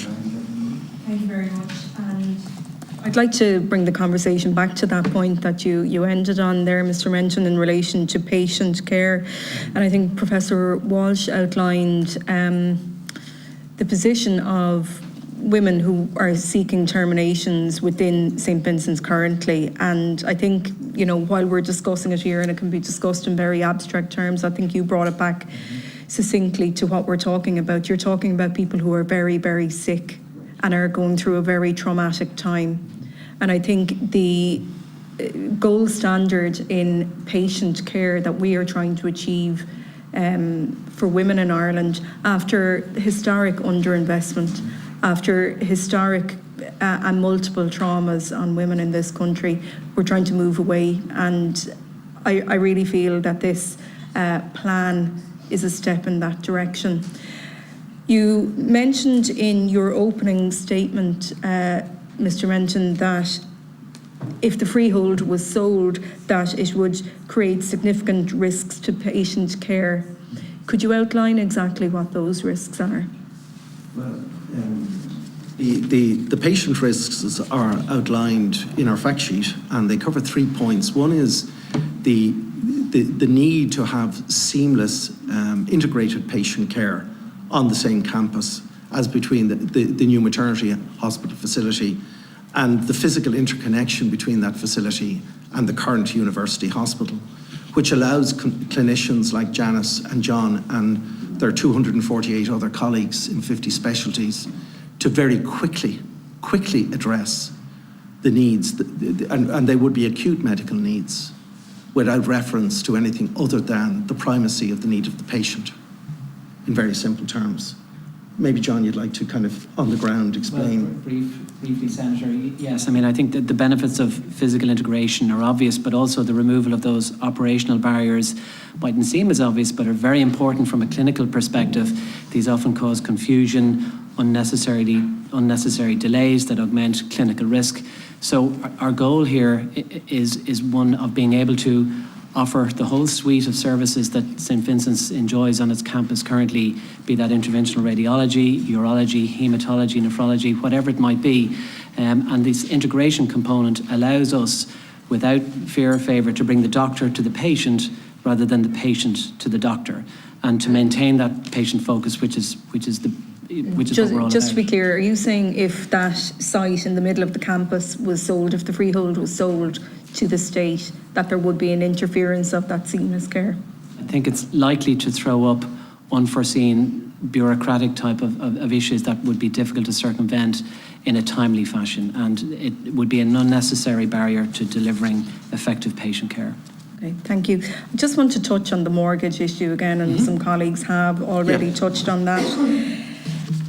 And perhaps maybe the two lawyers who are before us might perhaps give their opinion on this. How easy would it be to find a banker or another lender to grant a mortgage secured on a freehold subject to a 299-year lease with a rent of €10 per year? Do you think, could you foresee a circumstance where any bank would lend in those circumstances? I would say in terms of security on its own, it wouldn't be of any interest to any bank as security. So it's really that's just part of the larger site, and it would be part of that it would be included. But obviously with the carve out of the long lease in favour of the HSE. So it's really just as part of the campus. It's not. It wouldn't on itself. So it's an ancillary interest. security. Could you No. perhaps maybe just explain briefly why it wouldn't be seen as a good security? Because all the revenue that's coming from it is €10 per annum if granted, and it's subject to a third party having the right to occupy it and use it for a hospital. So there's no, for a banker who would be looking for security and income, there's no income on that element of the site. It's just simply, it's part of the larger campus, which is why Are you saying there included. that the bank wouldn't be able to realise the full value of the freehold because of the long lease, subject to a 10-year rent? Yes. Yeah. Thank you. Just in relation to the, in relation to contraception availability within St. Vincent's currently, is there anything to prevent you or your colleagues, and I've directed to the two clinicians, prescribing contraception for family planning purposes in St. Vincent's currently? None whatsoever. Okay, thank you. A lot of commentary has focused around the minister and a future minister for health and what his or her own personal views on issues around family planning, contraception, termination of pregnancy. Is there any way in which a future minister for health could interfere via the golden share or otherwise with clinical practice? No is the simple answer, would be my. Again, a question to the two clinicians. Can you envisage any mechanism, either now or in the future, whereby religious influence could be exerted upon clinicians? And what would your reaction be if another person outside of the medical team expressed an opinion on your treatment plan? So, I mean, I can state that over the last 11 years I've had no interference with the religious order at all. I can't see with the absence of them that is going to change. And in terms of the second question you had, if one of my medical team disagreed with me, is that with No, somebody outside of the medical staff within the hospital, just somebody from the board or somebody else working within the hospital structure. Would you ever consult or take their opinion into account? Well, I mean, I suppose in terms of any scenario involving a patient and it's usually that agreement between myself and the patient I'm more concerned in, rather than somebody external. I suppose if I just had even an example of the kind of thing that you were thinking about, I might be able to say more definitively. I mean, like, for example, Ms. Reynolds is on the board. Yeah. If she came to you and expressed an opinion about how patients in general or a certain patient should be treated, what would your reaction be? well, we have a moral and, Hippocratic oath that we need to follow in terms of best management for the patient, and we continue to do that on a day-to-day basis. So it is a hypothetical question, I guess, in terms of somebody coming to me, but I would continue to complete best practice according to my interaction with the patient, which I've always done. The answer would be no. Mind your own business. Exactly. I mean, I think, it is, somebody else's opinion doesn't matter. We are bound by our code of ethics as outlined by the Irish Medical Council, patient confidentiality and the laws of the land. And that's it. May I just add to that, since I was named as the perpetrator there, and that And I was only using that as an example. I do understand, but under no circumstances would any member of the board even consider it within the scope of their remit to be able to approach a clinician and give, make an assertion or make an intervention. Under absolutely no circumstances, just not part of the culture of the board or the hospital. Okay, thank you. Clinical independence from the board. And if I might add to that, Senator, briefly, there has been this assertion that the board members are obliged to maintain and uphold the Catholic ethos of Mother Mary Aikenhead. That is categorically not the case. We've never made any such obligation, and I can categorically deny that for the record. Thank you very much. Perhaps if Mr. O'Reilly could outline to the committee what limitations are placed by charity law on the disposal of the freehold of this site? Yeah, absolutely. So in considering it for SVHG, if it's disposing of an asset, it uses its assets for charitable purposes in pursuance of its objects, which it's a provision of healthcare facilities. It can't give away an asset unless that's for charitable purposes that meets its objectives. So where the lease is being gifted to the HSE as part of that we're satisfied that meets the requirement for that it is pursuant to charitable objectives to ultimately build the hospital. And as one of the witnesses, I think, touched on last week, that there is a provision in the lease to reflect a charitable law piece that in the event that the property is no longer used for a charitable purpose, that a market rent for the site, disregarding the buildings, it's only a market rent on the site, would be payable. So there'll be some return for the charitable purpose. Sorry, that's a long answer. That's perfect. And just very briefly, if you could just reiterate to the committee the impact that would be on the leaseholder if the freehold was sold. No impact. The lease stands alone in law, and there will be no impact. Thank you very much. Thank you. Thanks very much. We've Alice. Alice Mary Higgins is next. Thank you very much to the guest, and I'm conscious of the limitation of the time, so I might go back and forth in just 4 sets of questions. The first is returning to the area of concern around that question, the permitted use constraint. And we've heard multiple interpretations here. It was mentioned, I think, by one of the speakers today that was around ensuring it would be a maternity hospital, but there is language which says, legally permissible healthcare services by a maternity, gynecological, obstetrics and neonatal hospital. So there's a line within permitted use that makes it very clear what kind of hospital it is. So the question has been, what exactly is clinically appropriate adding? And again, as an example of the interpretive dangers, we've had one legal advice, I think, to the NMHA. They had first heard it as all clinically appropriate and legally permissible healthcare services. Others have said all clinically appropriate and legally permissible. It's an example of a sentence which is ambiguous and could be seen as giving a double test of clinically appropriate and legally permissible. And very crucially, it's placing that test in legal documents such as leases, and thereby giving a responsibility effectively to both the landlord and the tenant, and the boards indeed of both the landlord and the tenant, in terms of its interpretation. So I'd like just to very directly ask, we know that I believe, apologies if this is correct, but I've heard during the course of this meeting even that that Mulvey has said it could be removed. We know the National Maternity Hospital has said it should be removed or defined, and similarly we have had indication from the government that they're looking in that regard. So I'd just like a very clear answer as to whether St Vincent's Healthcare Group are open to the removal of the phrase clinically appropriate. Even as we've just heard, the clinical decisions are being made on the ground to an extent by the master, the Hippocratic Oath and all of that. Why are we putting it into a document which requires board interpretation? Sorry. And as probably touch on an earlier response, this was a request of the HSE in relation to the drafting of the clinically appropriate. Because I have limited time, I'm not really interested in the history of the phrase. Okay. I'm interested in your position as St Vincent's Healthcare Group at this moment. There have been calls for it to be defined, and there have been calls for it to be removed. I'd like to know your position on both of those.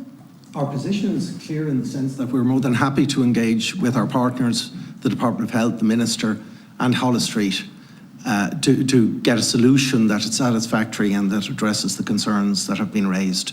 So we have a very open mind as to whether it could be deleted, could be defined or could stay. Okay, that's useful to know. And then we come to another question of interpretation. In your opening statement, you said that the values of St Vincent's Healthcare Group couldn't be interpreted, in fact, you said, as, relating to a different ethos. But of course, values are interpreted. That's the nature and it's the job. And in fact, I'd note that you're aware that Dr. Madden and others who they specifically stated that boards do have an impact on ethos. And one of the ways is through how values are interpreted. So one of the values, again, listed in the St. Vincent's Healthcare Group is human dignity. It's the number one value listed, in fact. And there's multiple interpretations in the world on this. We have, within the Charter of the Human Declaration of Human Rights talks about human beings, who are born, so from the point of birth, being free and equal in dignity.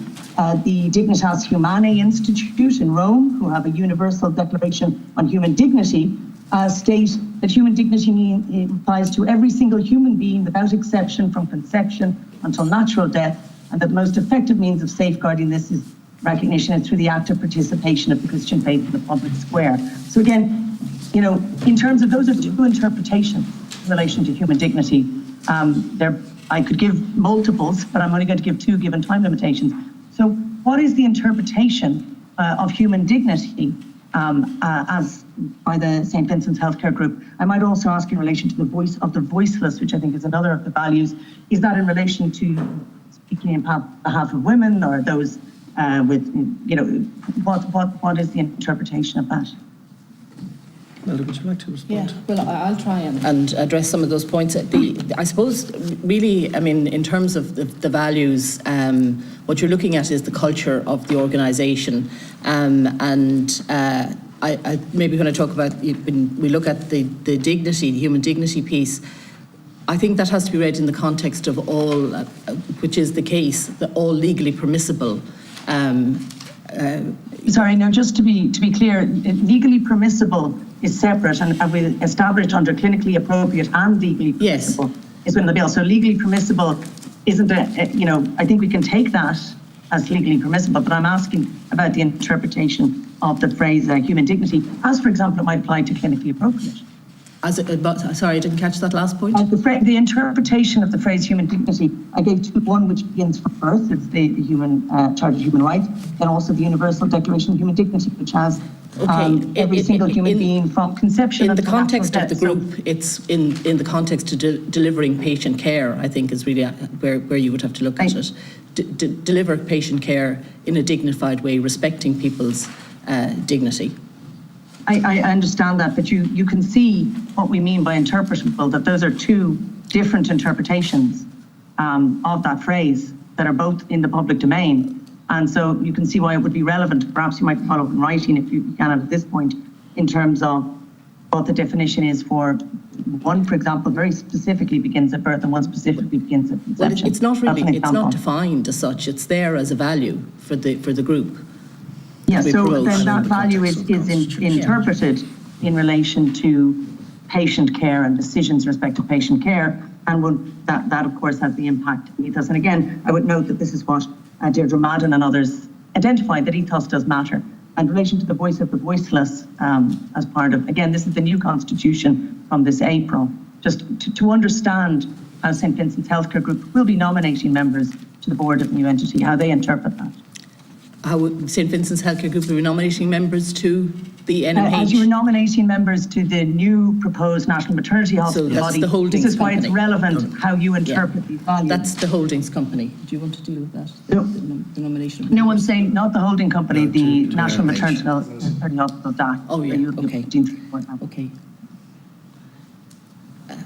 I don't know what more I can say other than they're the values that will be applied by the group in terms of pursuing those objectives. Okay, and I'll just maybe note, if you want to follow up in writing, that really didn't have much of a sense of how voice of the voiceless argument dignity might be interpreted, but that's fine. And as I said, it's another example of removing clinically appropriate might be useful. In terms of the board, do you think it's a little excessive to have 3 members of the St. Vincent's Hospital Group on the board of this new entity? I mean, you are the landlord, you have all the powers that pertain to the landlord, and now you also would have 3 members on the board, and in particular, rotating chairmanship. And I would just question, isn't a rotating chairmanship really appropriate? Because you are, we've been told it's to represent, ensure a seamless measures in terms of employment and mind the interests of your other properties on the campus. So chairmanship, which is of course the most senior role in relation to National Maternity Hospital, why would St. Vincent's Hospital Group as landlord also seek chairmanship on a rotating basis? Is that something you would be open to not doing? The construction of the board and the rotation of the chairman reflects the partnership approach to this project.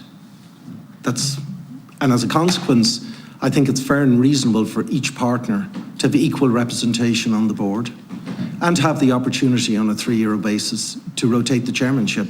I think that's perfectly good governance and relatively, it does similar create practice. a tension, though, because it does create a tension because the National Maternity Hospital, effectively, if they're there as a tenant and they're a tenant of a landlord, that having the landlord chair the board of the tenant does seem to create somewhat of a tension. I just might add 2 or 3 others in terms of the contracts. Well, could I comment further on that? Just to give you a chance to kind of answer a couple at the same time. Yeah. The 30-year, and I would appreciate to answer in terms of the chairmanship again, the 30-year option for the state, why not 70 years? We've been told 70 years is the expected lifespan of the first hospital, but why not 70 years in terms of that first lifetime? Wouldn't that give somewhat more of a security to the state that they could buy the freehold? And I would note, any of the reasons you said that were concerned in relation to selling the freehold to the state would surely apply to selling the freehold to somebody else. Go ahead. I just missed the last bit. I would say you mentioned your concerns in relation to selling the freehold to the state. Would that not also apply to selling it to someone else? Or if it doesn't, it only applies at this point before the hospital is built, then why not continue to have a first refusal on the freehold for the 70 years of the first hospital? It is very unusual to leave a right of first refusal out for so long by a property owner. This was part of the various concessions that were made in relation to the documents, and this was a concession given to HSE to recognise some of their concerns in the short term. Okay, I mean, it's Alice a very Mary, unusual I had to situation. bring you to an end. I just had Alice Mary, please, I need to move on. Okay, you keep that's fading fine. in and out as well. I'm sorry, apologies. Yeah. Can I just ask one last question, which is an Okay, exit? we're going to have a second round, so you maybe come down Okay, but for if the it's second round. possible to answer, Okay, I'm going to options move for on the state to exit. sorry. Senator Martin Conway. And first of all, I'd like to thank our guests for attending here today. I think certainly some of the clarity that was brought to the discussion by the clinicians is very welcome. But I do think it's important as well to put on the record that the number of actual terminations that have taken place in St Vincent's between 016 and 021 is less than 5, which would be anywhere between 0 and 4. And this is in reply to a parliamentary question last October. Furthermore, I think Senator Clifford Lee spoke about contraception.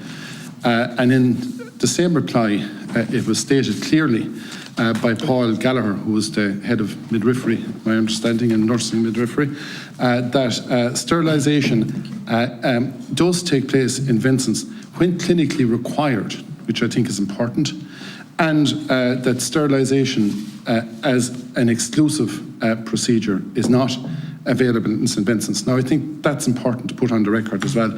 So I just give the clinicians maybe a quick minute to respond to those figures, and then the remainder of my questions will be for Mr Minton. Okay, so I start? So thank you, Senator Conway.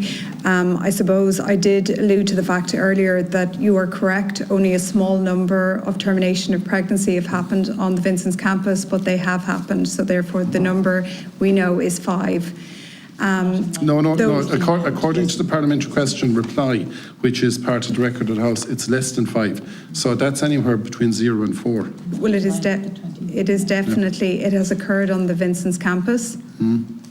You have had some testimony, I believe, regarding that earlier in the week from Mary Higgins. We didn't get figures, I'm afraid. Yeah. Just in terms of it occurring, so not 0. Yeah. Less than 4. I would suggest. So in terms of why those numbers are so low, that is because those particular ones were complex and they were completed in combination with other physicians that are required as part of that multidisciplinary care. However, we discuss the need for termination intermittently, but on a regular basis. And much of that, as Dr. Holian had outlined, does take place over in the maternity hospital by virtue of the fact that they have more resources available and have proper psychological care for those patients who are undergoing something that is very difficult. Sterilisation wouldn't, with respect, fall into that category. But what worries me is the word clinically required. So if it's not clinically required, but if the patient so wishes to go ahead to have it because they deem it in their best interests, would it be provided? Probably not, I would suggest.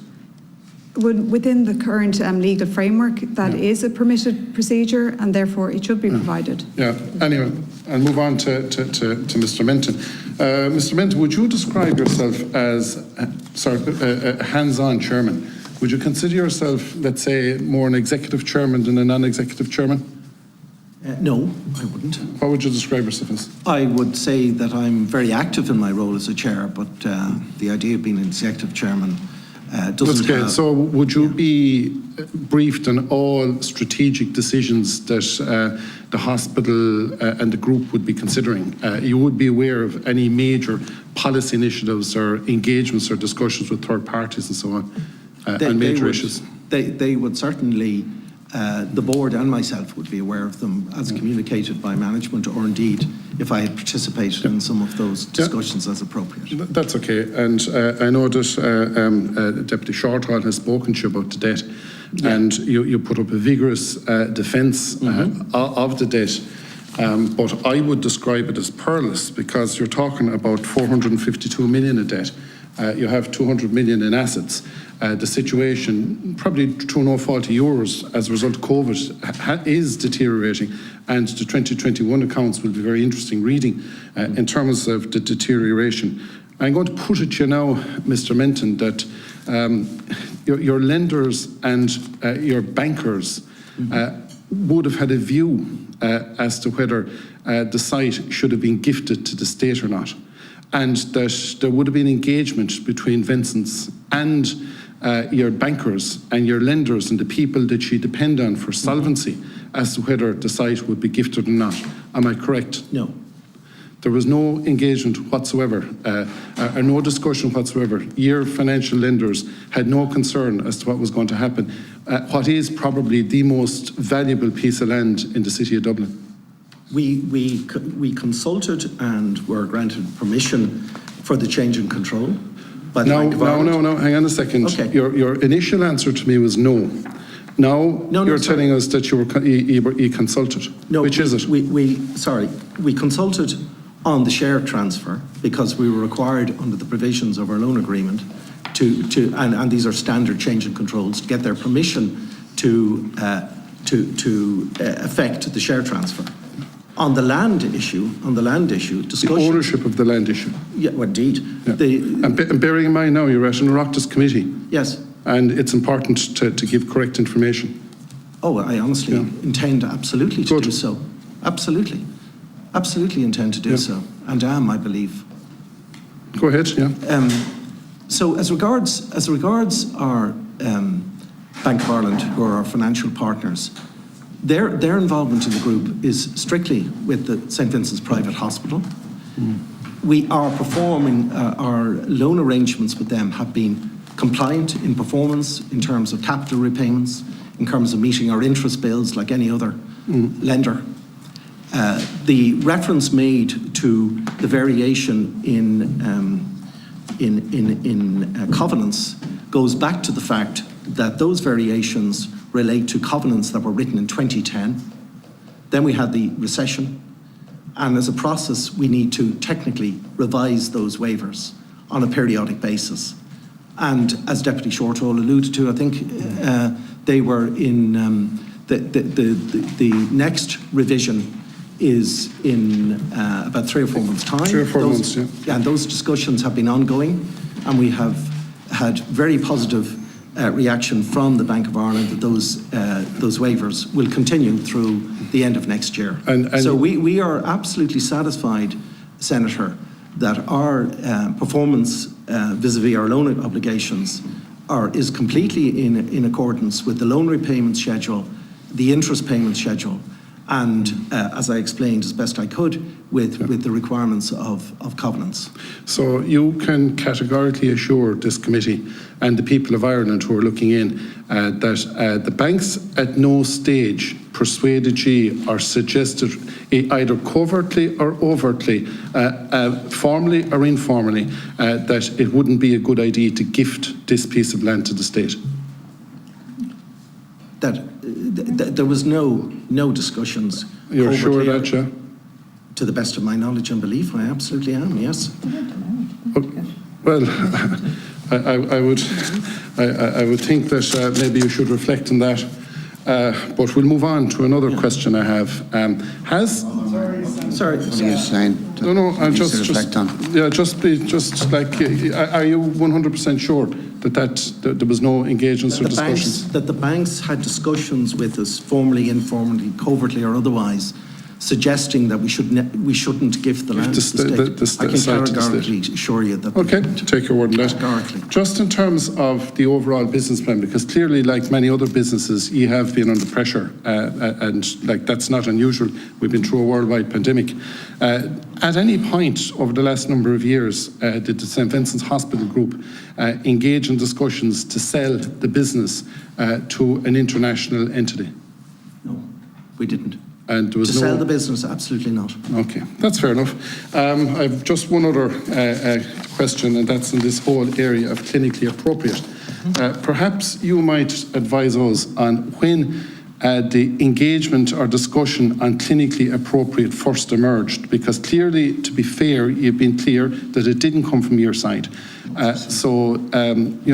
At what point did the clinically appropriate, which has caused a lot of problems and concern and difficulties for people, when was that put on the table as something that needed to be included in the Constitution? Indicate that. Yeah, I think it was in recent months. If you'd like us to reply to exactly when that was, I'll gladly do so. Yeah, I would think it would be useful, because I think, while there has been a lot of explanation as to the context of it, I think in order to, I suppose, enshrine public confidence in this, which is what we're trying to do, and don't get me wrong, I am supportive of the project, but we need to ensure that, the public are brought with us. And our job is to ask the questions on behalf of the public, because unfortunately the public don't have the option of coming in here and putting the questions to you. So, as others have said, this isn't in any way personal, but we have a duty of care to ask the questions. And I just think that this clinically appropriate issue needs further clarity from all parties, including yourselves. Okay, yeah, I'll come back to you hopefully very shortly. Oh, Okay, great. Colin. That's fine, thanks. Thank you very much, and thank you to all our guests for their appearing here today and giving us the information that we are looking for.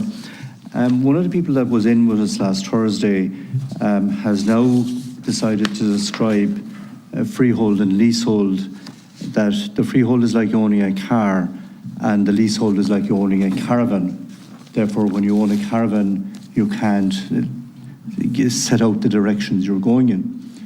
And, taking that into logical, taking that on from there, that means that there are now over 300,000 people living in houses, which technically, in accordance to this interpretation, are technically living in caravans.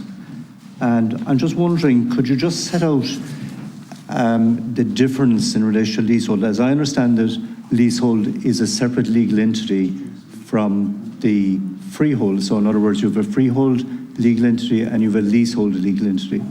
And the leasehold is taken from the freehold interest.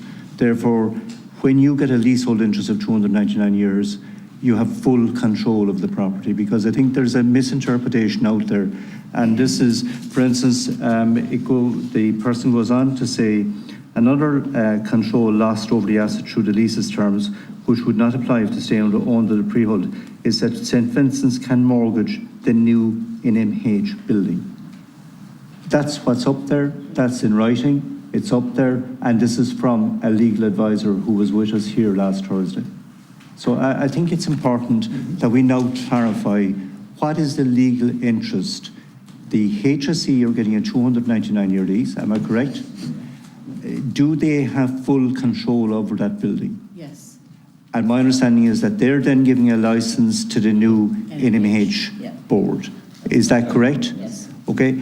And can I just say then, in relation to the building itself, can St. Vincent's Group mortgage the building as a separate entity? No, we can And maybe you might give clarification on that. I think, just at the risk of repeating what was said earlier, we can only mortgage the freehold reversionary interest, so the interest out of which the leasehold has been created, but it will be subject to that 299-year lease. So there will be no impact on. No, but I think what people are looking for clarification, because this is set out in writing that St. Vincent's can mortgage the NMH building. Is that correct or is it not? No. No. It's a separate legal entity. The building is going to be a separate legal entity from the interests of St. Vincent's. Yeah. Okay?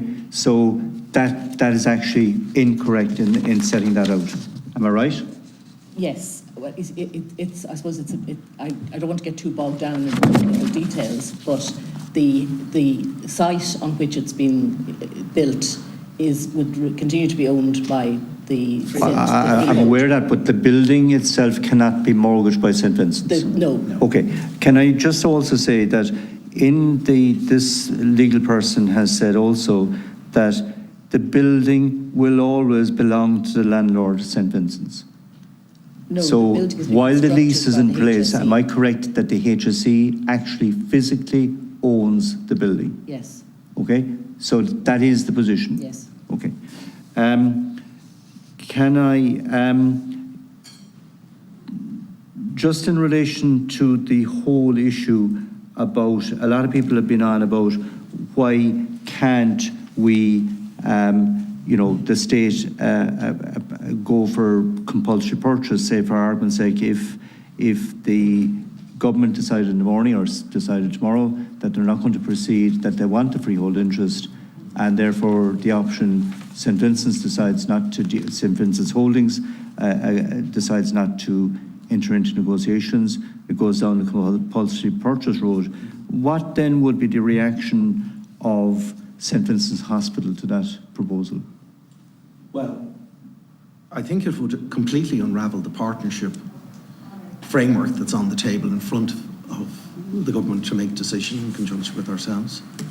I think it would set the project back, 10 years plus. I think it would do, it would be an extraordinarily negative development in everybody's agreed objective to improve maternity care for women in Ireland. And I think that, without prejudice to a full consideration and discussion at a board level, my own personal reaction as a director is that we would seek to challenge the CPO. Okay. Because we'd like to keep the integrity of our cabinet. I'm not sure whether you've seen the opinion of Stephen Dodd, Senior Counsel. A lot of people are quoted as saying this is a way of dealing with this. He's given advices. My interpretation of his opinion is not the same as what's up on social media. Maybe the legal advisor might give us some. I haven't seen that opinion, but I heard reference to evidence that was given, or witness statements that was given here last week, that he highlights the constitutional issue with the current HSE CPO powers. And I don't disagree with that. But he also, so there would be a legislative piece to seek to remedy that. But I think where a body is seeking to CPO, it's not just what powers it has, it also has to show that the CPO is proportionate.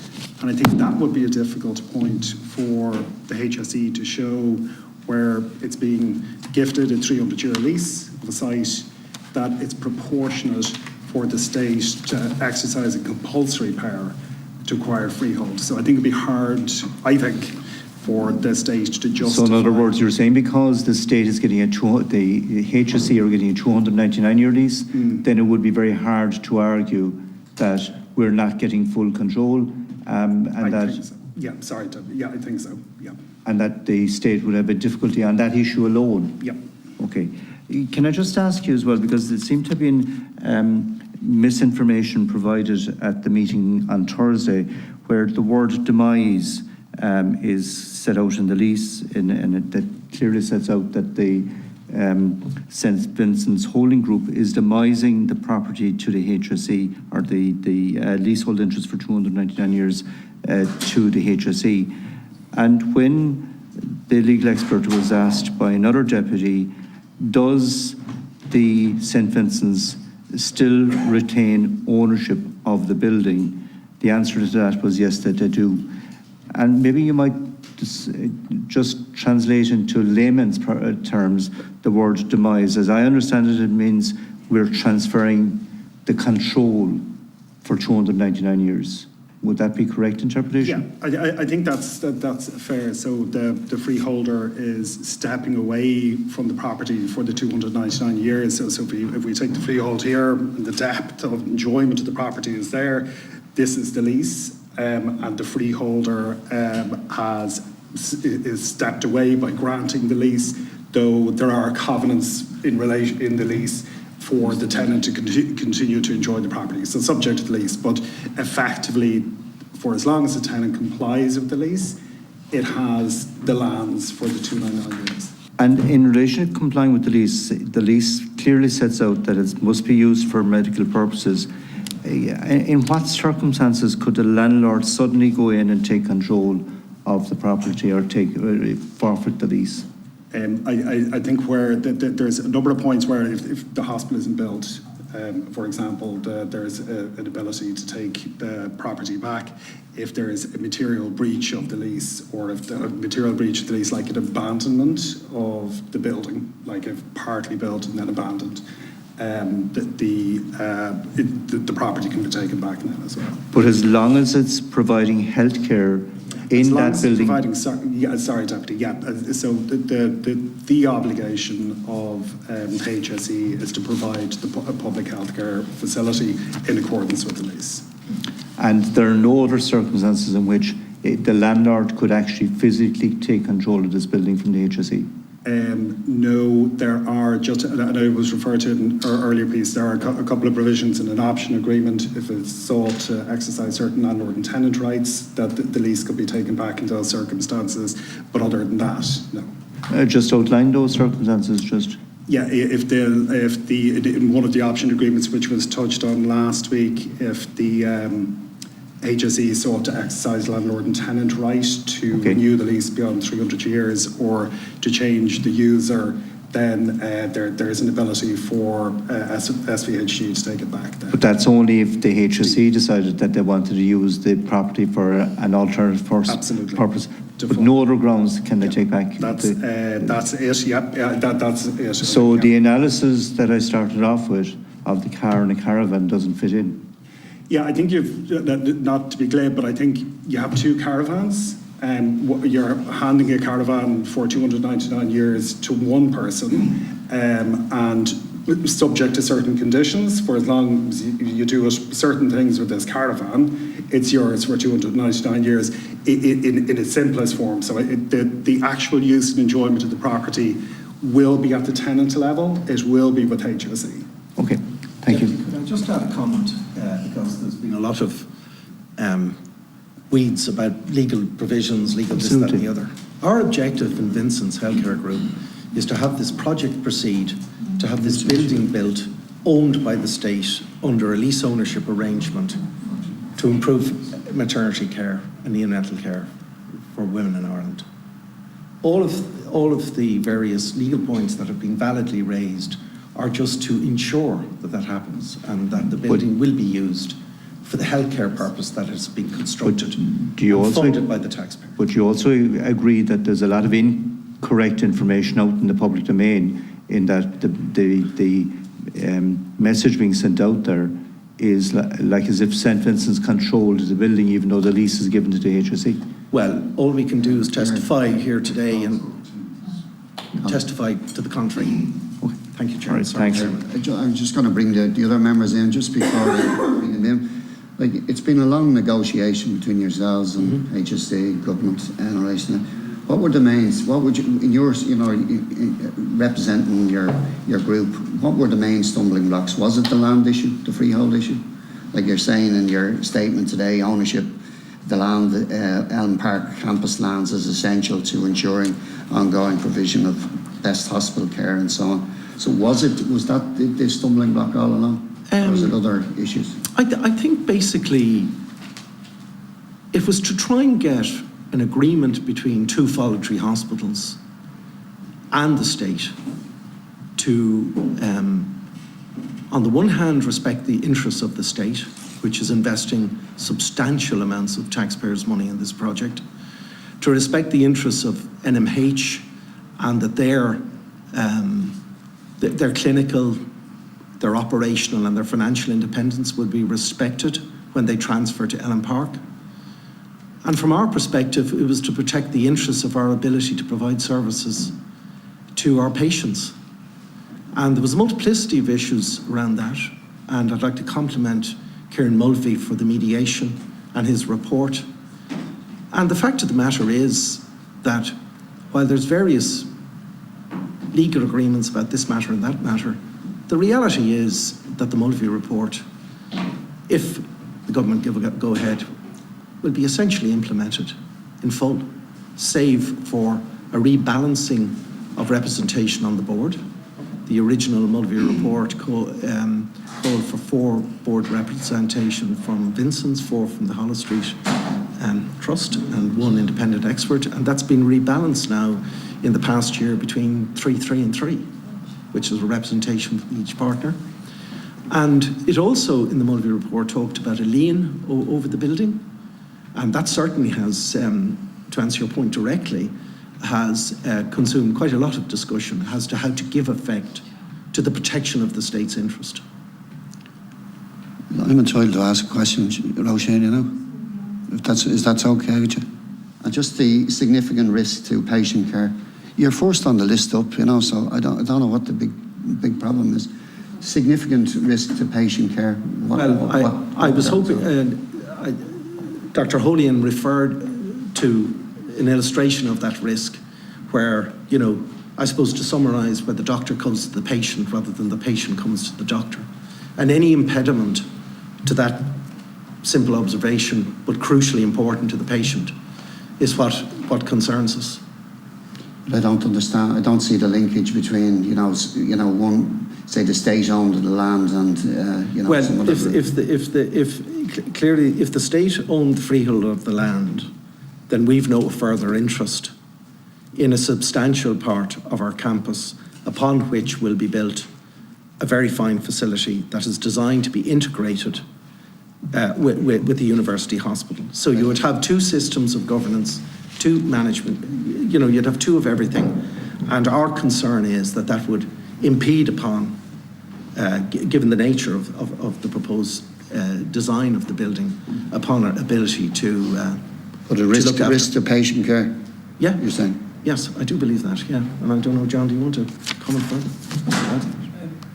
Not particularly, but I guess just to cite some examples of why this initiative is so urgently required, that there have been many instances where I've been called upon by my colleagues in Holles Street to give a clinically urgent opinion in the setting of a high-risk pregnancy, and it is extraordinarily challenging at times to make it from Vincents to Holles Street in a time frame that the patient deserves. So removing not just the physical impediments, but the operational impediments that ownership alludes to are going to ensure that our focus, which is on delivering effective and timely patient care, is remedied. Okay. I'll move on to Roisin Shorter. Thanks very much, Chair. I'd just like to check back, Mr. Menton, on a couple of comments you made, as I understand them. You said that the last direct conversation you had about the state purchasing the site was about 5 years ago with Jim Breslin, is that right? No, sorry. I directly had discussions about that topic, and in significant detail, but to be fair, and I need to correct perhaps that point. So I think last June, I know that this issue became a topic again. I know that the Minister met our shareholders to discuss the topic. Okay, were you present at that meeting? No, I wasn't. No. Okay, and what was the view of the shareholders at that stage? They referred the matter to ourselves because we are the owners of the land. Okay. And there was a very brief communication, is the way I would describe it, between ourselves and the department and the HSE, where our position of 5 years ago remained constant. Okay, so you weren't asked directly in recent times about selling the site? Is that the case? No, I don't think you characterised that as that. There was no serious or meaningful discussions, if I may, because our position had remained unaltered, and I think that was very well known. Thanks very much. So look, in relation to the offending phrase clinically appropriate, the Minister is saying he's no difficulty with putting in a definition or removing that completely. Holles Street have said the same, and as I understand it, you're saying the same. So can you just confirm that you wouldn't have a difficulty in removing that phrase from all of the documents or providing a definition in all of the documents? No, I wouldn't. I think that's a fair grand. summary. And just earlier on, when I was talking about the floating charges, you indicated that floating charges don't apply to all assets? Yes, because, for example, our clinical services building, which most people in the room familiar with the campus would be the University Hospital, and a recently constructed specialist ward block, which is the Nutley Wing. They are the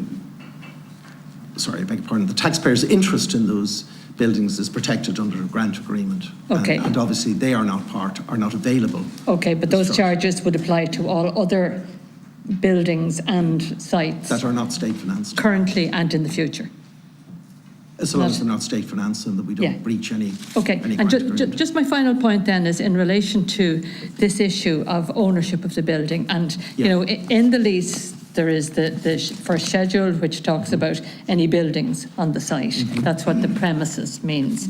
And then under landlord mortgaging, it says, and this is one of the covenants that it refers to about yourselves, having covenants with the tenant not to mortgage or charge the landlord's freehold interest in the premises, including buildings, without the prior written consent of the tenant, right, which would be the HSE? Yes. Okay, so if the HSE consents to you mortgaging the site and the building,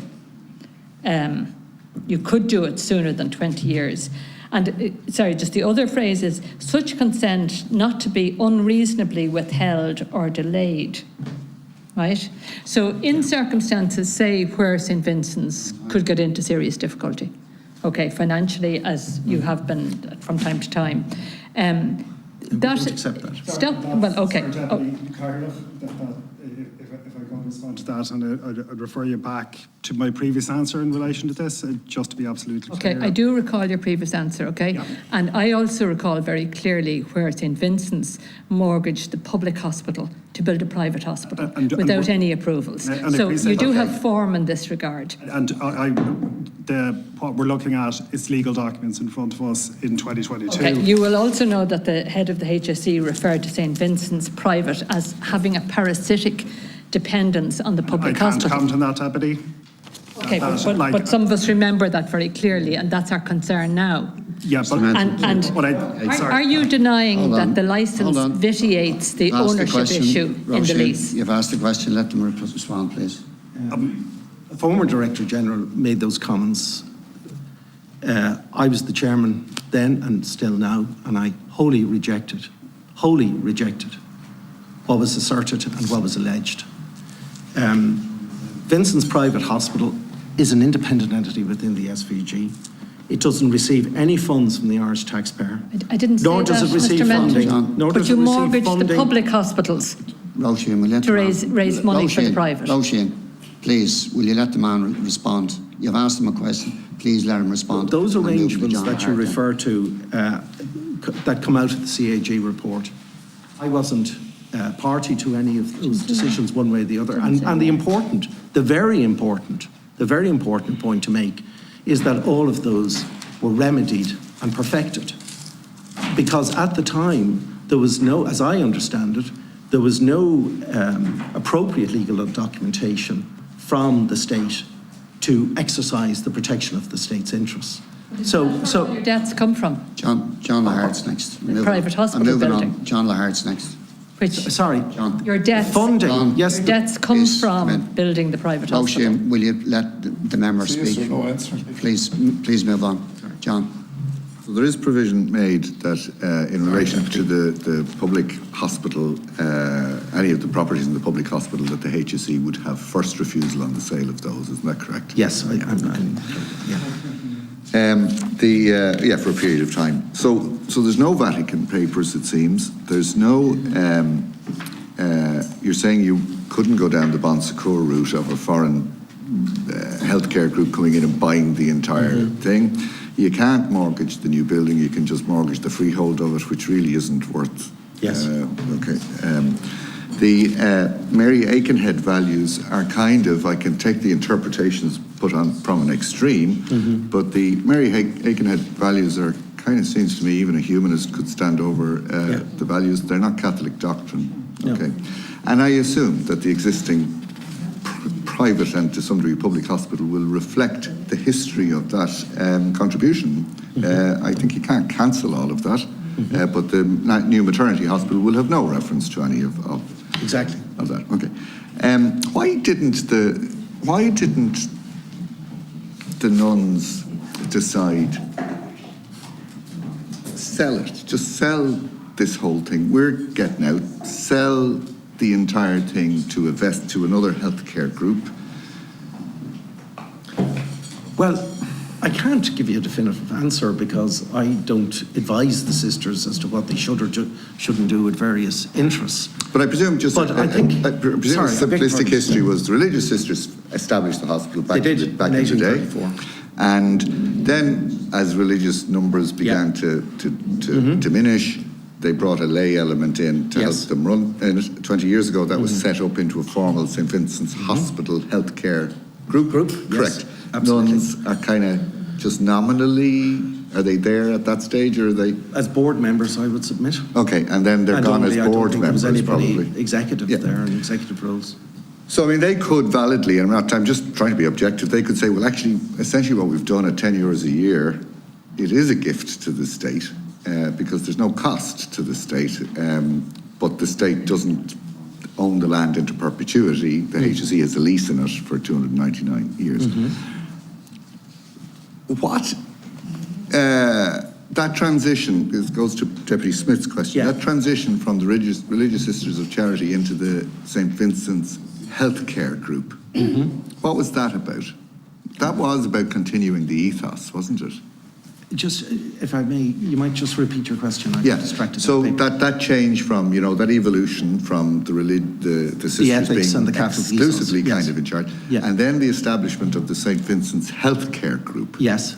That essentially took over from the Religious Sisters of Charity. Directly. Yeah. Their direct interests, yes. Yeah. So I suppose the question is, I suppose that group has a Catholic flavour to it. There's nothing wrong with having a Catholic flavour to it, by the way.